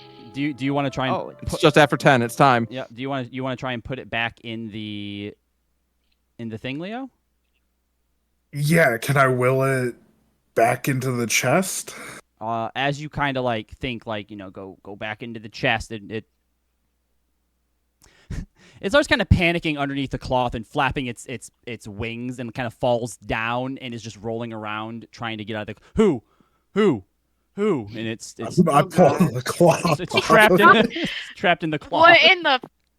As my you God. pull it off, it hops back up into the chest and just looks up at you. I'll resummon you in a second if I can. Close the chest. Yep. Close the chest down. Open it back up. Who? Who? I would say that from the identify magic, or kind of sitting here for a moment, like kind of, intuing it. If you close it and leave it in there for an hour, you can change it into a different form. Or the other thing that you know is that when the familiar dies, it goes back into the chest, and an hour later you can summon it again. So, is every familiar that comes out of that box gonna have your face? Because if it is, we need to figure something else out. I mean, if I can summon Well- a bear and ride a bear with my face on it against our enemies, that would be Zana terrifying. face palms. It's a familiar, Leo. It has to be something small. A crab, a hawk, a lizard, a snake. Weasel. Oh, You're not going to get a bear out of a familiar. I mean, you Let's could get just a baby ask bear. Celus to turn into a bear. What is wrong with you? Why waste all that money? Well, he didn't know what it did. Well, familiar. Oh, so he just bought a box, and he didn't know what the box did. I mean, wouldn't you buy the box? No? She's the wrong person to ask. To be Well, fair. Maybe Buy a sword or something. Like a box? What did you think was gonna be in there? To be fair, Obviously, anything could an have been in owl there. bear. An owl bear? I have an owl bear. Do you want the one in my necklace? Maybe I can ask if it will chill with you when we get back to the prime material plane. Can we talk about how I have forgotten for so long that you have an owl bear in your Well, I'm necklace? just reminded the minute he mentioned gosh. owl bear, I was like, don't we have one? Yeah, I But- can't let him out here. Like, this place is too fucking weird for like a normal owl bear to like live here. Anywhere good for an owl bear? But aren't they from the Fae? I don't think so. No, I think Leo, did you No. go to school at all? Like, Yeah, that was like Aw. fucking 180 Oof. years ago. So, Anyway. you don't believe in higher education, huh? well, I mean, college was 120, not 120, 190 years. Not They 90. have like workshops you can go 70. on the weekend to like stay up to date on knowledge and shit. I was a working man, Hermia Hermia. getting on Leo over his continuing Yeah. education credits. Zana goes, Hermia, Leo's from Shady Creek Grove. He likely didn't go to school. Your privilege is definitely showing right now. So you're calling Leo stupid. Well, we did think have you some are. schools because I was from a wealthy family, but it wasn't like once you got to like 18, 19. No, I was shivving people for money. I have news for okay. you. If you were doing what you said you were doing, you did not have a wealthy family, Leo. Sorry. Well, wealthy in Shady Creek Run. Ophelia Mardoon is originally from Shady Creek Run. That's wealthy. Okay. That's rich. okay. See, now if he had gone to school, he would know the difference or the similarities Okay, between guys. those words. Look, We all got- alright. Yeah, we've Guys, all got guys. different families. That's okay. My We've all got head different hurt. educations. That's okay. We can't help what our education and our family is now.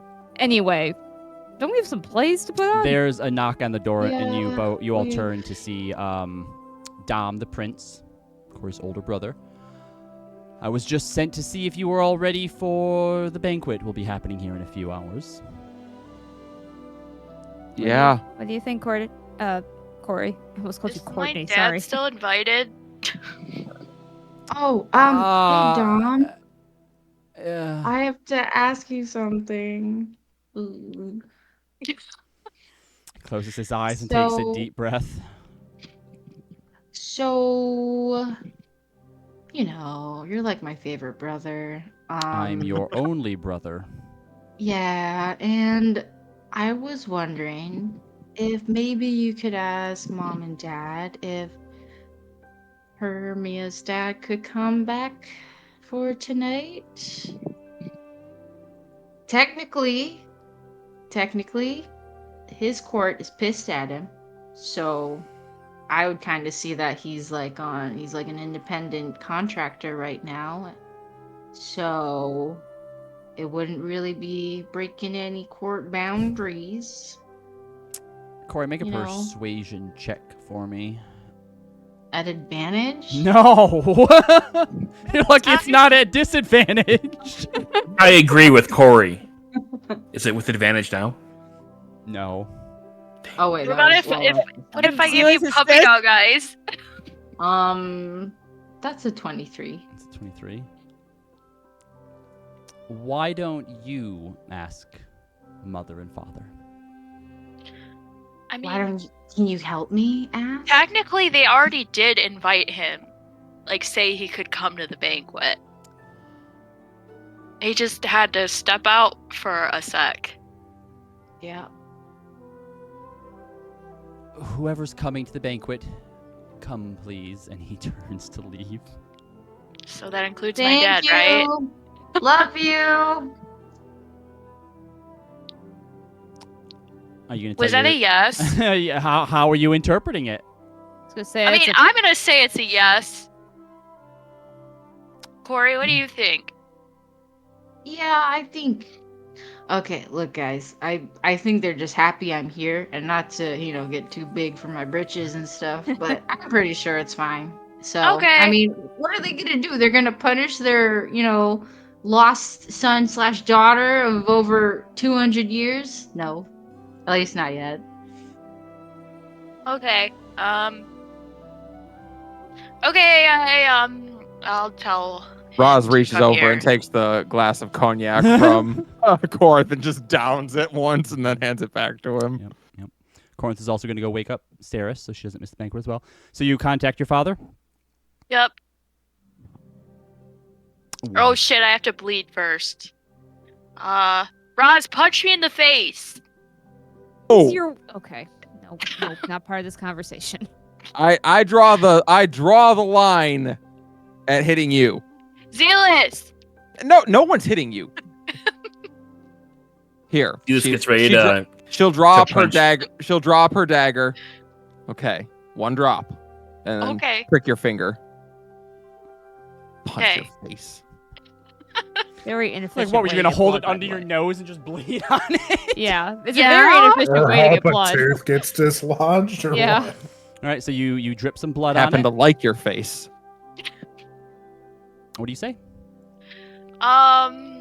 Corey asked and it's cool. All right. That is it. Go ahead and put that. That's a fake truth. Put that little. I mean, they technically already invited him. Put my thing said down it's a on the fake ground there, and I can hone in on that, and I'll regenerate from it. Okie dokie then. All right. This is gonna be really, really fun for the guards watching me, because when I do this, my body here explodes. Be there in a second. What? Wait, what the? Hermione like throws the crystal on the ground and like backs up. Can I All right. take a nap first? You throw the crystal on the ground, and tink, tink, tink, it slides over against the wall underneath this like armoire.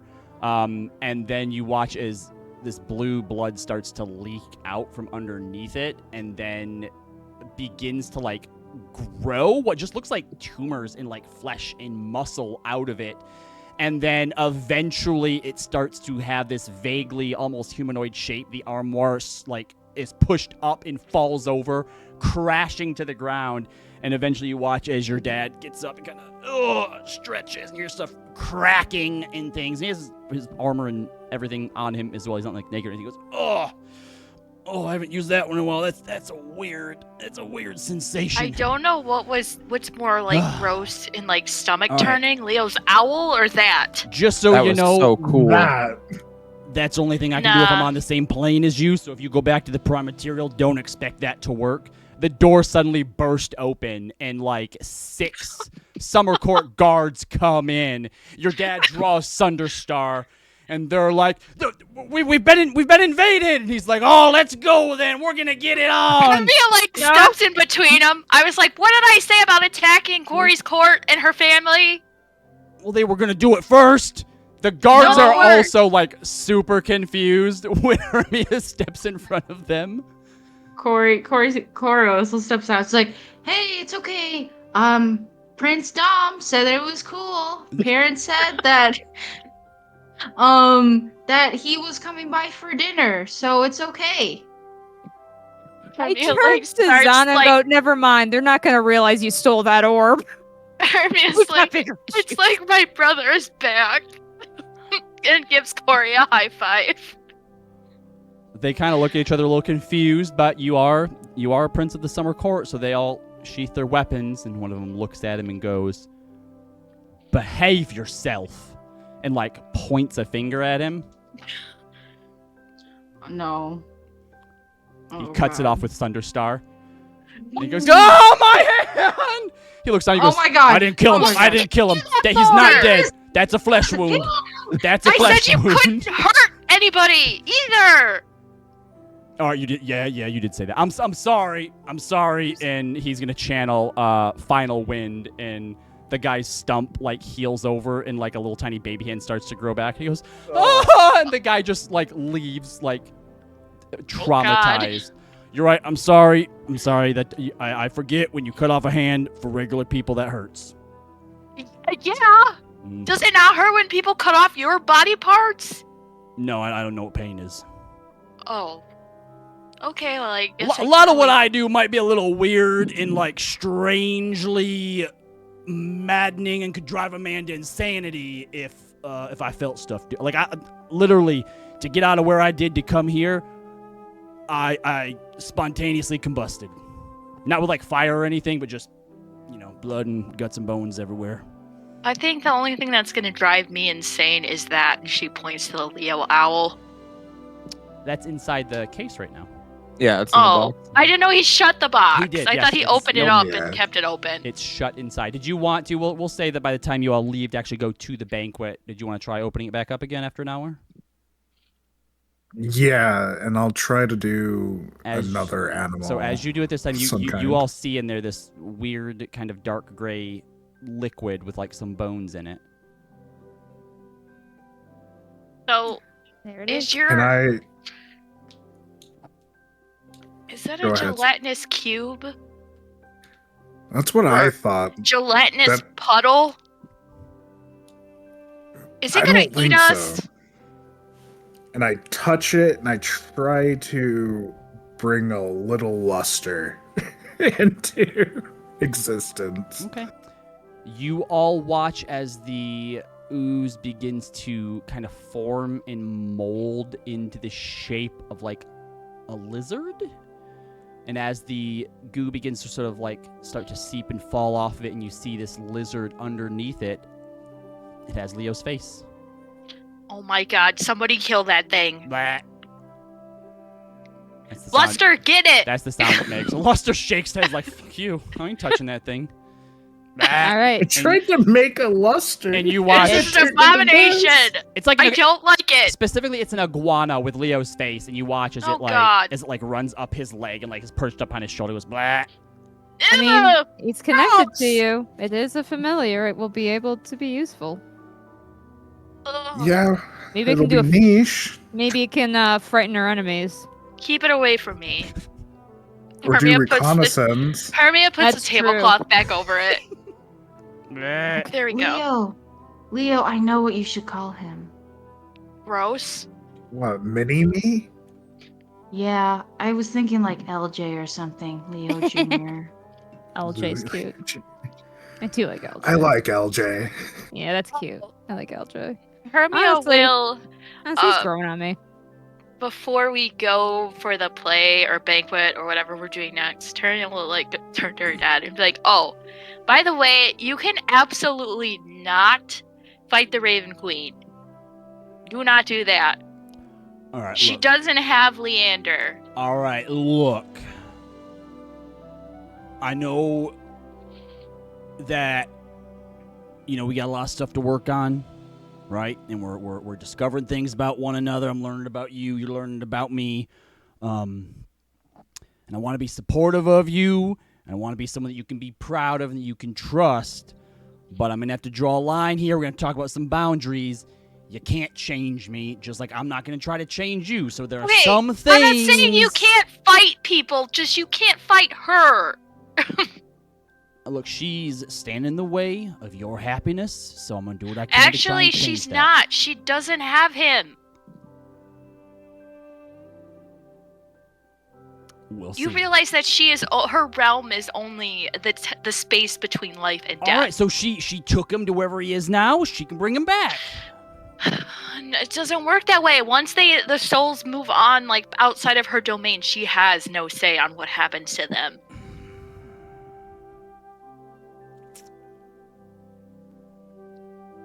Tori's gonna step forward. Hi, Chad Dad. Hey, little prince. Hey. I didn't really get to interact with you, and I think you're really cool. But Thank you. I think, for Hermia's sake, and even for Leander's, I think that's something to honor, Because, like, what if he went out in a glorious battle and then you took that away from him, like, just by bringing him back, Like, what if he's already trying to get back here and then you kind of just, step all over it by, I don't know, doing it for him.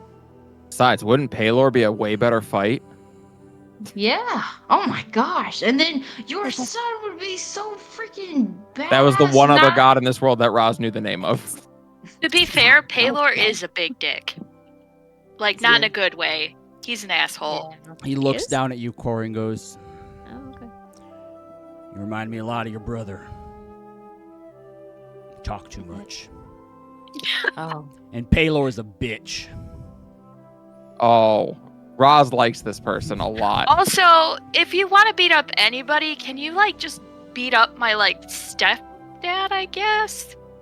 I mean, if you want me to, sure, bring him around. I kind of but, like, do. I don't just I beat up. kind of do. I don't just beat up and fight people for no reason. I ain't a bully. Okay, like, he basically disowned You me mean- and my mom, so, I mean, is that good enough reason?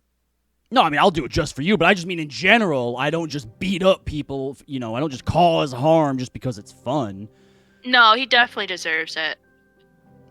Yeah, we'll look into it then. But I'm not I- promising that I'm not going to fight the Raven Queen, but I will look into some things. All Alright. So someone said there'd be food. Yeah. Boy. All right. So you are all taken. Let me see if we can find us some proper music here. You are taken out into the courtroom that you had originally met Titania and Oberon and the rest of the court, and it has now been set up to be this massive banquet hall with two differences. The ceiling here is now open sky, and you see that there are rows and rows and rows and rows of seats, like a massive sort of theater. There are sections of them that seem to have small tables as well with food sort of being served. And there is this gigantic hole in the very center of the courtroom that all of the banquet tables for the inner and outer court is set around. So you can basically see, at this point, just like sky down below you, just like bottomless, endless sky down there. As you are all brought out to be seated for this banquet. As you are all walking, before you come out, your sister is there, Corey, who comes running up to you and goes, hey, hi, you look wonderful. You look great. She points over to Mr. Blightheart. Your friend's dad is back. Yeah. You ran that. Because remember. You ran that by. No, yeah. By Because Mom Mom said Titania that the he Queen. could. Yeah, Mom said that he could come by for dinner, and then Dom said it was okay too. Oh, did he? Yeah. Interesting. Great. Cool. This'll be fun. And then she goes over to you, Roz, and she puts her arm into yours. Will you sit by me? Oh gosh. Your girlfriend can come too, of course. You don't have to like just sit by me. I'm not trying to steal her. Okay. All right. And you're let out.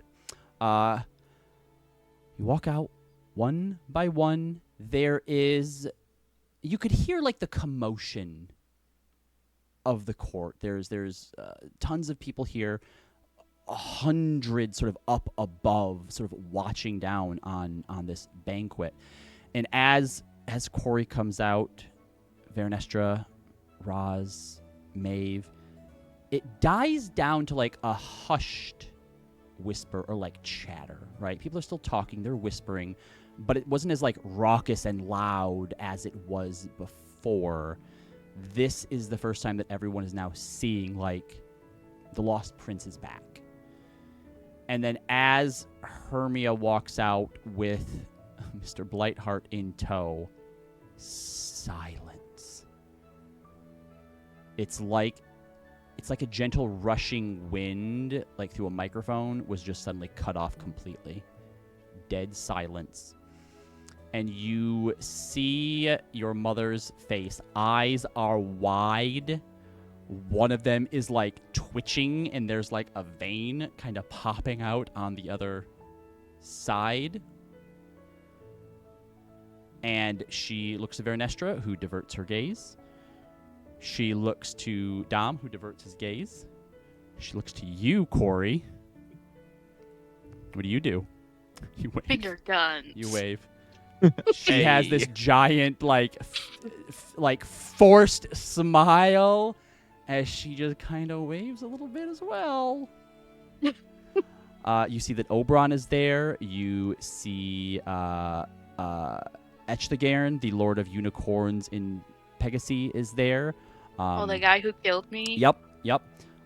You see Squillaci, the leprechaun who's kind of just spinning and dancing around.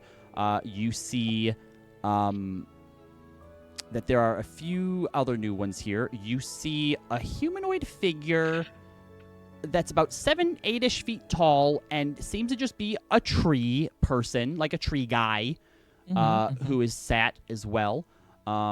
You see that there is another sort of Eladrin or elven-looking woman who's... You can't tell if it's like a headdress or if her hair is actually like feathers, is sat as well.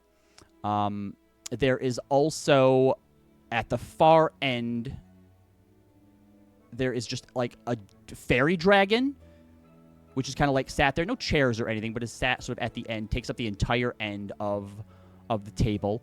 And then you see that Dom is talking to a centaur who is decked out in sort of this green sort of glass-like armor that you saw Dom in a few days ago. Everyone is taken to their seats, and there is a brief sort of moment where Titania sort of introduces or at least kind of recognizes the audience, if you will. Mentions that we are celebrating the return of our long-lost prince, who she introduces as Corey Hyacinth Larest of the Second Chances, champion of the Mortal Planes, and patron of changelings and shapeshifters. And then as she turns away, you see like a shimmer almost where the ceiling would be, and all of that noise, the raucousness of like the rest of the audience just kind of fades away, and they can still see you. This is an event essentially that they've been given privy to watch, but you can't hear them at all, and it seems like everyone else here is basically ignoring the fact that like hundreds and hundreds of other Fays are just watching this feast happen. So going around the room and introducing everybody, Titania, Oberon, Dom, who is a satyr, Echthegairn, the Lord, I'm probably mispronouncing these wrong every single time in different ways, Lord of the Unicorns in Pegasi, there's the court jester, Vernestra, I missed one. I don't know what this thing is. Oh, that's terrifying. You don't notice it at first, but when you sit down, you see, because he's so small, he's actually seated on the table. But you see this creature. I want you to imagine a house elf that has never been fed, ever, its entire life, and was created to look like elf. That's what this thing is, but it's wearing fine clothes and it has a monocle in.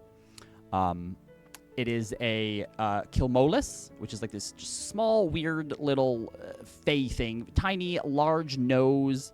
And eventually you watch as coming running in, looks like he's still doing up his pants, is another satyr who's kind of dressed somewhat fine and like sits down behind him, and then this thing sort of crawls up on his shoulder. But it is introduced as Kuevin, who is a patron and demigod of the Kilmulis, which is a fey creature I wish I had never seen before. The tree person is introduced as Ementiensian, the patron of treants. There is Fiangula, the patron goddess of swan maze, and you realize she is a were-swan, like what Lilypod is. Nathar Giathach, who is the... There's not going to be a test, is there? Oh, you better hope not. Who is the patron god of fairy dragons and pseudo-dragons, and Scarret, the forest walker, patron of centaurs. And you would recognize from some of the things that were recently, or that were said at one point, from the little task force that was sent to get you. One of them mentioned the forest walker. So Scarret would be the one who had sent Lilypod and Dumb and all of them in to get you. And just so that you have all of those names, there they are. And food is served. There is a fucking absolute smorgasbord in front of you of all sorts of foods that you recognize and those you don't recognize, and everything looks delicious. This is the exact opposite of what I normally give Ember in our Call to Netherdeep, where she's always eating like bugs and like weird shit that you never want to touch. This looks like the table of like the gods. Ceres and Corinth are also sat near you. Roz, if you wanted to sit next to Hermia, Ceres and Corinth are like just on the other side. Yeah. Mm-hmm. Hermia, Ceres, after kind of sitting there and kind of pouting a little bit, it eventually kind of wears off, and she looks at you and she goes, Hey, Hermia? Hi? Hey. Hi. You're a warlock, aren't you? I guess, yeah. Who'd you make your pact with? First my sword. And then, now I guess, with the Raven Queen? How'd you get a meeting with the Raven Queen? Well, technically this sword was, like, belonged to, like, her, one of her champions. Okay. And that was kind of how. Okay. I'm gonna be honest. The Raven Queen's kind of scary. I don't think I want to be a warlock for her. Could you get me a meeting with like the Wild Mother? She'd probably make a really good warlock patron. Could you ask the Raven Queen to, like, I don't know how it works. I don't know how to contact gods. Oh yeah, me neither. Not really. They kind of just show up when they want to. Oh. But really, you don't need, like, to reach out to them to make a pact, Like, I mean, like, you don't need to, like, talk to them directly. Okay. You just have to really strongly believe in something.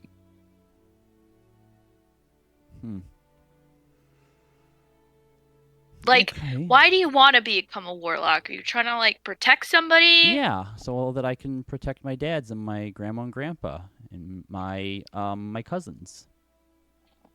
And do you fight with a sword, or do you do magic stuff? I'm learning sword stuff. So when then you'd I dream with Roz, but it's a lot easier in the dreams. When I try to do it in real life, it's not very fun. So that's why I thought, like, if I'm a warlock, then I can just do like magic and stuff, and maybe making like a magic sword won't be as heavy. And Corinth kind of finally realizes, like, there's no talk of warlocks at the dinner table. There will be no pacts until you are at least 18 years old. Oh. So, Roslyn. Wait, Hermia like whispers this to Okay. her and be Yeah. like, next time you're in a dream with Roz and you're with your practicing sword work, have her walk through like how to like pledge a pact to protect your family. Okay, we'll see. I don't think she's as cool as I thought she was, but I'll think about Are it. you kidding?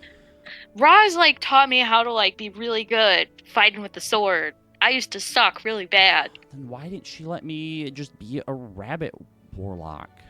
Cause Rabbit Warlock is a dumb like guy to have as like, you know, your patron. He jumped really high. Yeah, so there's spells for that. Ask Zealous to cast jump on you or something. Zealous, do you know the jump spell? Corn's like, no, he does not. You do not know the jump spell. Hermia's like, I could cast fly on you. Corn goes, you are not helping. What? I'm telling her not to make a pact with the trade rabbit me person. spots. Trade me spots. I'm sitting next to Hermia. And Corn trades spots with Saris and gives you a dirty look. Hermia like starts like writing on her napkin and like holding it up so Saris can read it. He goes, I can't really read. Really, I don't know what that says right now. Sorry. Oh, I'll draw a picture Stop instead. it.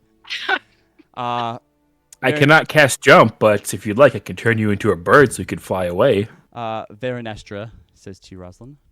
So, what do you enjoy? This is awkward. I'm not even part of the conversation. She has an awkward smile on, like you can tell she's trying to she's like making an effort, and like small talk probably isn't her forte. Yeah. Roz, I think would pick up on that and kind of blink. Would you prefer to talk about the weather? The weather's always sunny here. Fair.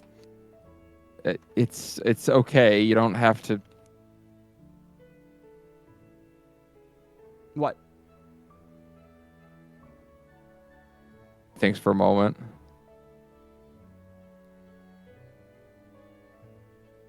I like fighting. I like practicing. I like reading. Oh, reading. I also like to read. What is your favorite story book? I like stories about knights and heroes. What is it that draws you to them? The world that I come from is dying, and it needs more people who are willing to be heroes. And I don't know. I always liked the stories where the hero gets to make a difference. My parents and my family were heroes. The two of you, she asks a lot of questions. She doesn't elaborate her own on those, but she is a very good listener. And I think, Corey, as you kind of glance over from time to time, you probably saw like at the beginning that it was definitely like a little awkward. But now it seems to be going okay for as long as Rosalind is willing to talk about herself. I mean, Roz answers questions. She'll try to ask questions in return to be polite.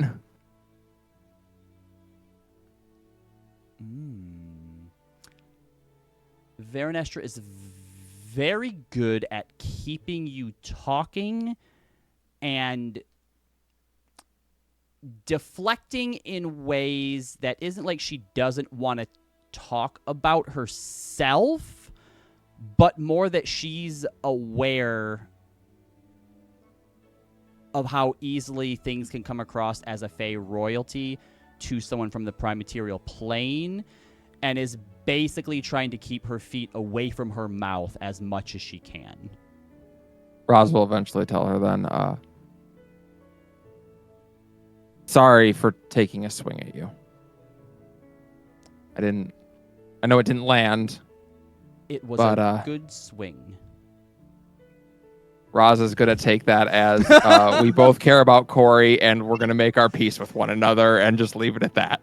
Yes, indeed. Zealous, Dumb is here. Him, Swanmay, and a few others that you recognize are kind of just stationed like at like the doors and are essentially, just some of the more like higher ranked or trusted sort of security in here. Was there anyone here that anyone in particular wanted to potentially talk to or ask anything of? I have a general question. Yes. Do people is this like a normal thing? Like people watching you like have dinner here? No, this is Titani speaks of. This is a special event. Everyone wants to see Quarry, and mostly they're waiting for the performance that you're all going to put on. But it is a treat sometimes for the masses to be able to see the inner and outer circle interact. We have to. I thought we were just doing it for you guys. Or we have to do it in front of all these people? Well, yes, word has of course spread that the Lost Prince has returned, and as a champion and savior of the prime material plane must also return, unfortunately, sooner than we would like them to, because if the prime material plane were to fall, of course, the inner planes would be next, followed by the outer planes. Everything is anchored there. So, before that happens, before she leaves, everyone would like a memory, a moment to see her and her companions show what they're worth, show what they have. Something that will be talked about for generations to come. Hey Roz. Yes. Can you just tell everybody just don't look at me? Like pretend I'm not there. You look at everybody else. Aren't you playing like the lead opposite me in the second play? But they can't look. Have them just look at you. I'll try. Okay. I'm gonna be sick. You're gonna be fine. Like this. I'm having PTSD. It's gonna be great. We're gonna do fine. But yes, Roz, you can stand up and go over to Saris. Okay. Yeah, she'll get up and she'll ask Corinth if he would trade spots with her for just a moment. Yep. And Yeah, sit down next to her. Still mad at me? Turns the other way a little bit. I'm sorry that you didn't get to become a warlock today.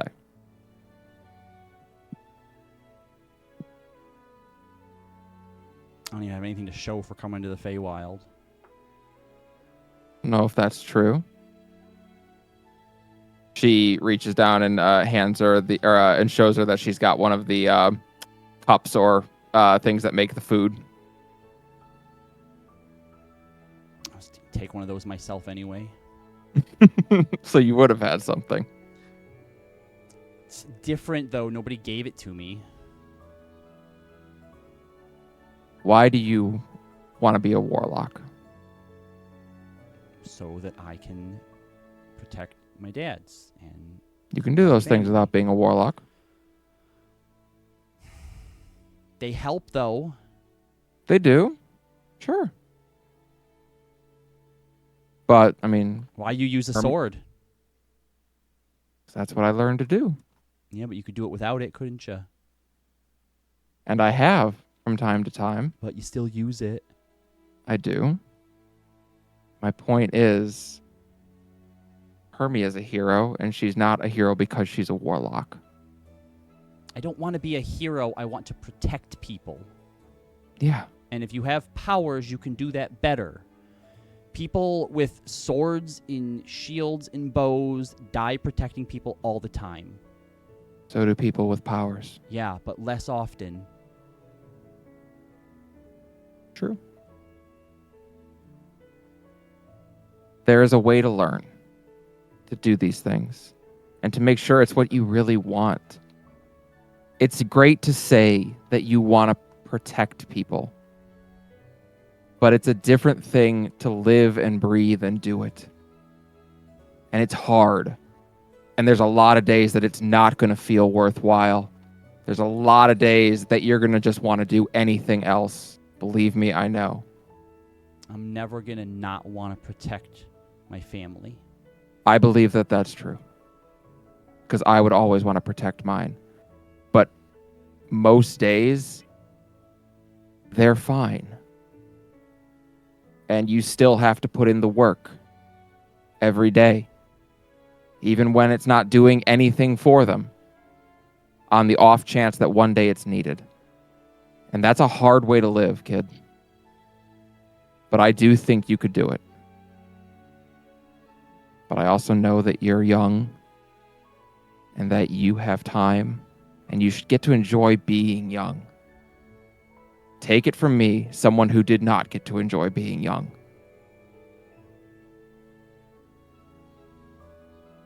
I'd enjoy having rabbit powers right now. Yeah, sure you probably would.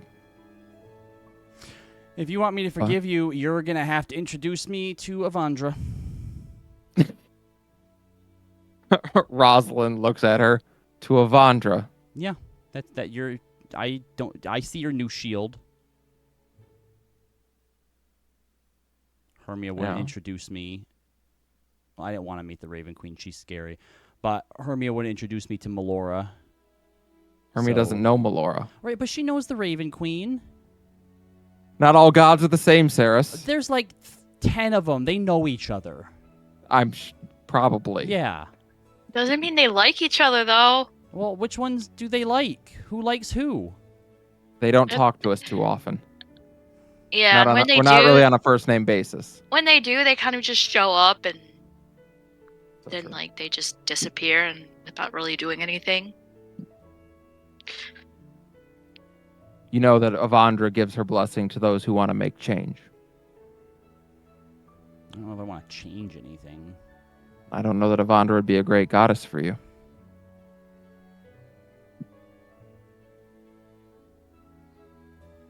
I'll think about it. That's all I'm asking. Think about it. No, I mean I want to still be a warlock, but I don't know. I just don't know who's best, I guess. There's a reason you don't make those decisions on a whim. Hermia's dad seems cool. Hermia's dad does seem cool, admittedly. That said, his training also looks very painful. And I've seen how you react when I hit too hard when we train. He's also still in training on how to like be around children and being a dad. Doesn't have to be around. He just give me power. I mean, yeah, but he might like. It might not be a power that you'd want. It'd probably be gross. So as everyone is continuing to carry on, if there was no one else that anyone wanted to talk to here, Corey, you are bombarded by tons of people. Like at any point you have been introduced and talked to by all of the members of the outer court.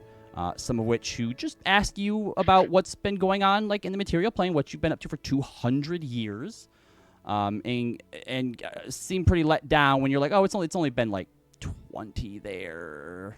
I don't think any mostly of them, growing up. Yeah, I think because you've severed your connection currently, none of them can sense the genie. There are a few of them that.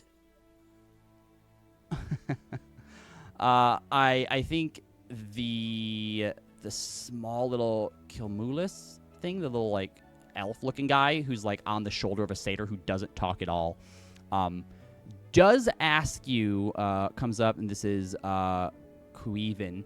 He's like, yes, young prince. Now that you are back, I'm sure you are thinking about your future here within the summer court following your heroic days. Have you thought at all about what sort of marriage arrangements you may be considering? Alliances to forge for the future of the summer court? Ew, gross. That's a question. That is a question. I kind of look at my mom and my dad. Gosh, there's so much to catch up on. I kind of already have someone, so I think we're good, you know? Your mom goes, In that, oh? Sorry, I've missed this. You already have a suitor? Y'all are Yeah. gonna love her name too. Yeah, Well, why she's didn't we invite her?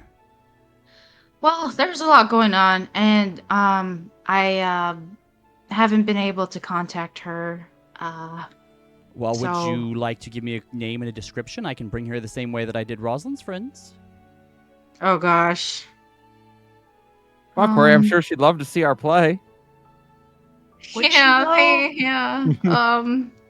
Roz just she's giving you the big sister shit Yeah. eating grin. No, I see it. I bet Faye would love this place, Corey. Yeah, I bet she would. Yeah, If you're I not start. comfortable, we don't have to invite her. No, I do, cause actually, this is one of the things that I don't know. I wanted to talk to you and Dad about. So she's from the material plane. She's a satyr, so she has some Fey ancestry there.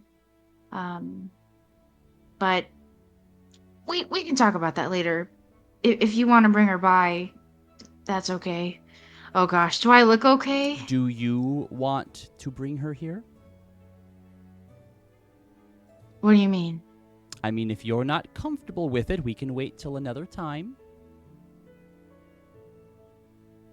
No, I'd like to see her. All right, just think about her. Picture her here in your mind. Oh, like me? Yes, you. Oh, okay. Corey thinks about Faye. What does Corey think about Faye? I think Corey thinks about the family dinner that they all had together during our little vacay, and then thinks about their late night talks over the sending stones and their dream dates. You hear your mother's voice in your head.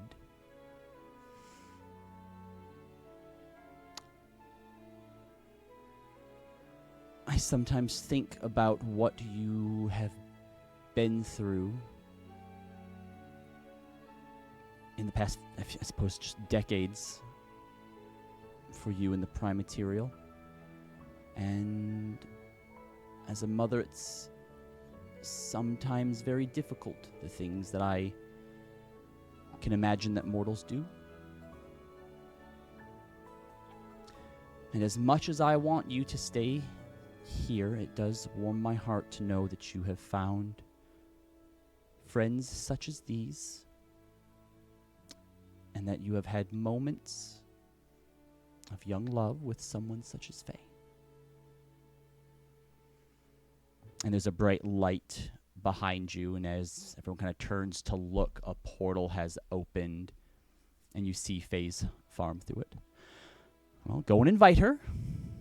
We're not just going to steal mortals. Apparently that's frowned upon. And she looks over at Roz gives a Roz's- thumbs up from where she's sitting. in like Roz's Learning. direction. Hermia, your dad kind of leans over towards you. It's really hard not to just punch some of these people in the face. And there's like the treant guy is like leaning kind of over the table and just like talking towards Blightheart and like asking all these questions about the Unseelie Court. He's just kind of like gritting his teeth and like nodding, and like you can see veins just bulging. He's like, I really just want to cut him in half. Yeah, don't do that. Even though, like, I mean, Oh, you no. want to do it too? You want to do it too, don't you? Oh, I mean, it'll get them to stop looking at me. Oh, we could just cut him right in half. When I feel like that, I just ask myself, what would Maeve do? She wouldn't maim people. Maeve, is it okay if I cut somebody in half? No, please don't. Oh, damn it. Flat. Please don't. All right, so Corey, You walk through the portal, and you are back on the prime material plane. It seems like it's still it's evening, but it's still light out. And you see Faye's farm ahead of you. Oh gosh. I pop like a good berry, but like, because I'm assuming there's like little treats and like things going around, but sure, it's yeah, a you can good take berry it, yeah. specifically for like good breath. Mm-hmm. And then Corey goes up to the front door, or no, I think there's probably like a window that Corey has like not snuck through, but like when they don't want to like bother their parents, right? Would you say? Well, first of all, as you kind of step out and pop that good berry, you see that there's like an old couple kind of walking along the road who are just like stopped, like mouths are agape, and they're just like looking over at you, all like a little confusion, a little bit of like wonderment. Hi, nothing weird going on here. Go about your business. Thank you.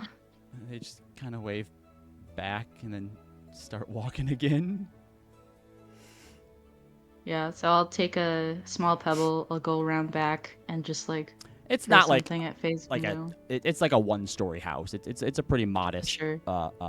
small farmhouse here. So you can kind of peek into the window. You don't see her in the bedroom.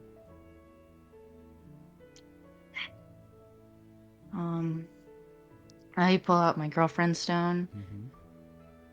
Hey Faye, sorry I haven't been around a lot. A lot has happened, and would you want to have dinner with my family right now? Like literally right now? Are y'all back in town again? You didn't tell me you were coming through. I know, my mom, the queen, kind of just opened a portal through time and space, and so I'm here now. So if you want to meet me out back.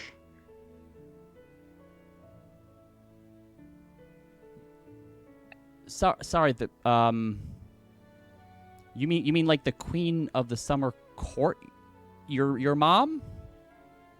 Yep, like I said, a lot has happened. Yeah, I wish I could say I will explain, but we don't have time. So you want to come by? Be adventurous with me? You hear a door on like the other side of the house slam. And then you hear like running through the house, and then still by her window you hear the door get swung open and hit, and like as you look in, she's opened her closet and just is throwing clothes out. She's just in like overalls right now and is like holding up different like dresses and is like in full on panic mode. Yeah, she got to look great now. Yeah. Corey blushes and looks away and says into the sending stone, I have something you can borrow if you want. Oh, yeah. Okay, sure. Where are you? Sorry, I wasn't looking. I promise. I'm outside your window. She goes and she pulls the windows open. You could have. Okay, what do you have? Come in, and she like pulls you up into the room. I kind of just fall over royal fabrics and stuff, and it just feels really silly now, like in a farm setting. Here I have my shift weave or my glamour weave, whatever you want. It'll form fit to you. So Okay, what you don't have to what worry do they about- have? What looks good? Just give it to me. And she starts taking her clothes off, and, like Yeah. putting the weave on. You like turn. Oh gosh. Turn around real quick. to not look. Corey's covering Yep. their eyes. And there's a knock on the door, and you see her mom kind of lean in. Not now, Mom. I'm going to the Feywild. She looks over to you. Back before 10. And shuts the door. She gets it on. She goes, "Okay. How do I use this?" So think of the prettiest thing that you can think of. I don't know. Well, I'm wearing like a lot of like opals and blues. Like maybe you want to match Remember, me. And Shift Weave has stuff preset into it. So as she I also have a glamour weave. 2. I believe because you have a cloak and you have like clothes, and I think the cloak is the one that can change into anything, but the clothes have like preset ones. Okay. And as she kind of like starts to think like change, you watch it suddenly turns into like your magician's outfit, and she's like, "Oh, no, that's not. And she just kind of starts to go you're through very them. cute." And I think that whatever you wore to the Port Zune ball, I think didn't you have that like programmed into something? Yeah, I probably Yeah, did. after we all So- got fitted. We'll say that kind of pops up, and she goes, "Okay, this'll do. This is fine. Is my hair okay? I've been milking cows all day. Please don't tell them that. Tell them. Can we tell them that I am a warrior too? No. What if they ask me to fight stuff? I'm the daughter of a diplomat. Let's go." I think Corey And she tries to hops out the her. window. I think Corey would just kiss her and just say, "You're fine as you are." I'm glad you think that. And she puts her arm around you. Okay, where are we going? How does this work? Well, I point at the big glowing Doctor Strange portal. Through here. All right. You all watch. Various things have been happening in here. Hermia had to like at one point physically like not physically restrain, but basically like stop. No, sit down. You don't put your hand on your sword type deal. In fact, I think Hermia, you probably took Sunderstar from your dad, and it's like sitting like on the other side of you now. This sits on my side of the chair it's now. super cold. Like when you touch it, it feels like frostbite is gonna happen basically, despite it having like half of a star on there. Corey and Faye walk back through. There's some hushed whispers among the inner and the outer court, and Titania steps up and comes over and goes, "Faye, welcome to the summer court." She goes, she like does like a curtsy. "Thank you, your majesty, your highness. I am the daughter of a diplomat." And Tiny kind of looks through and goes, "That lives in a farmhouse?" "Yep. Sure does. Yeah, it's a modest living." Yeah, and she's a working woman, so she can, her family, they're diplomats and they're farmers. They can do so many great things. Cora, you showed me a bunch of memories of you and her. I know it's... Some people marry for love. Some people marry for status. Some people do both. And there's no pressure.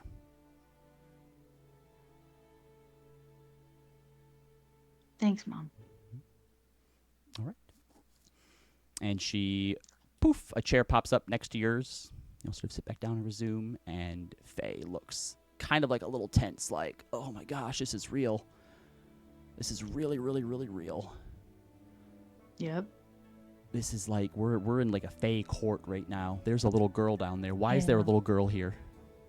Yeah, I don't know.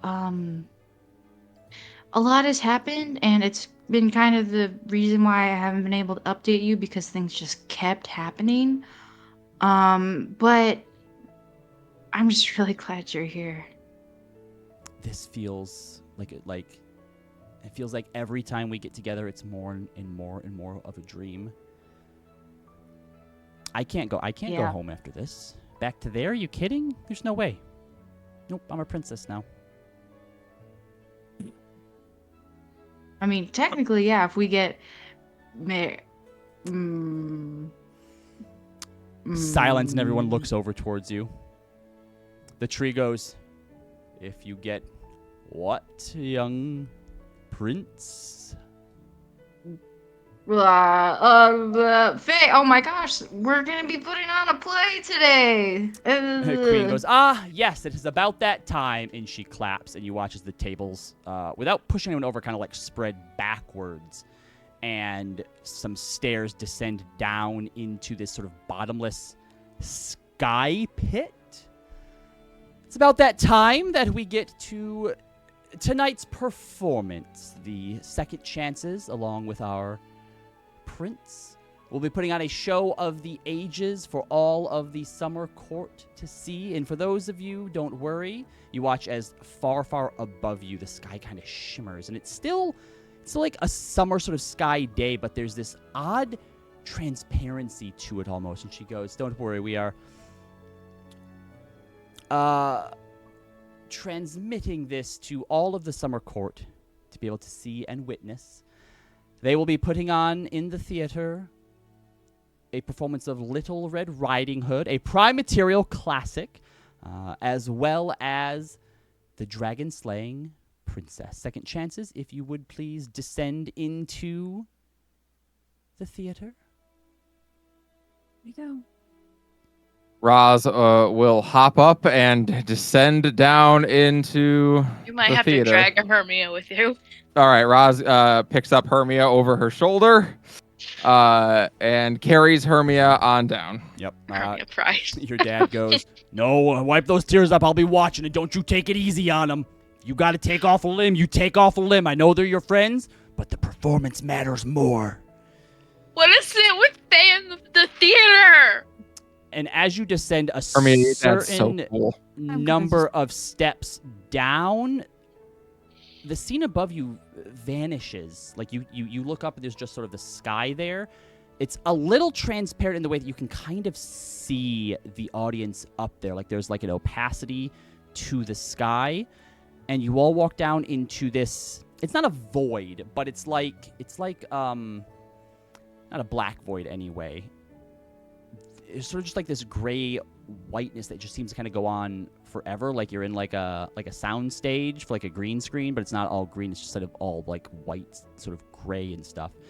And as you all descend down, you watch as the scene of a cabin in the woods slowly appears, and you hear Queen Titania's voice. Second chances, you may take it away whenever you are ready. Corey, as you know, you will be playing the narrator. So start everyone off, and don't forget to don your roles. And you hear a clap, and you watch as Zealous suddenly begins to grow and sprouts fur and fangs, and like a muzzle kind of comes out. And he's still Zealous. He's still a Warforged, but also a big bad wolf. You watch as Leo slowly starts to kind of like bend forward and groaning in pain a little bit, and little glasses appear on his nose, and his hair grays more, and like a cane appears that he has to lean on, and he's like an old grandma or grandpa. It's up to you, Leo, which part you want to take. I'll do the grandma part. Rosalind, I don't like this. your cape turns red as a hood pops up over you, and a basket appears in your hand. Oh, good. Zana doesn't change. You have it easy. Yeah, Zana doesn't really change much, but suddenly her gun is just in her hand, and she's like, what the fuck? She's the hunter? She's the hunter. Yeah, she's the hunter. And then Hermia and Maeve, similar to Zealous, just kind of become a bit more like feral and like werewolf-like. And we will pick up next week with the beginning of Little Red Riding Roz. Sexy look. It's a real sexy Rosalind, carry me into the house.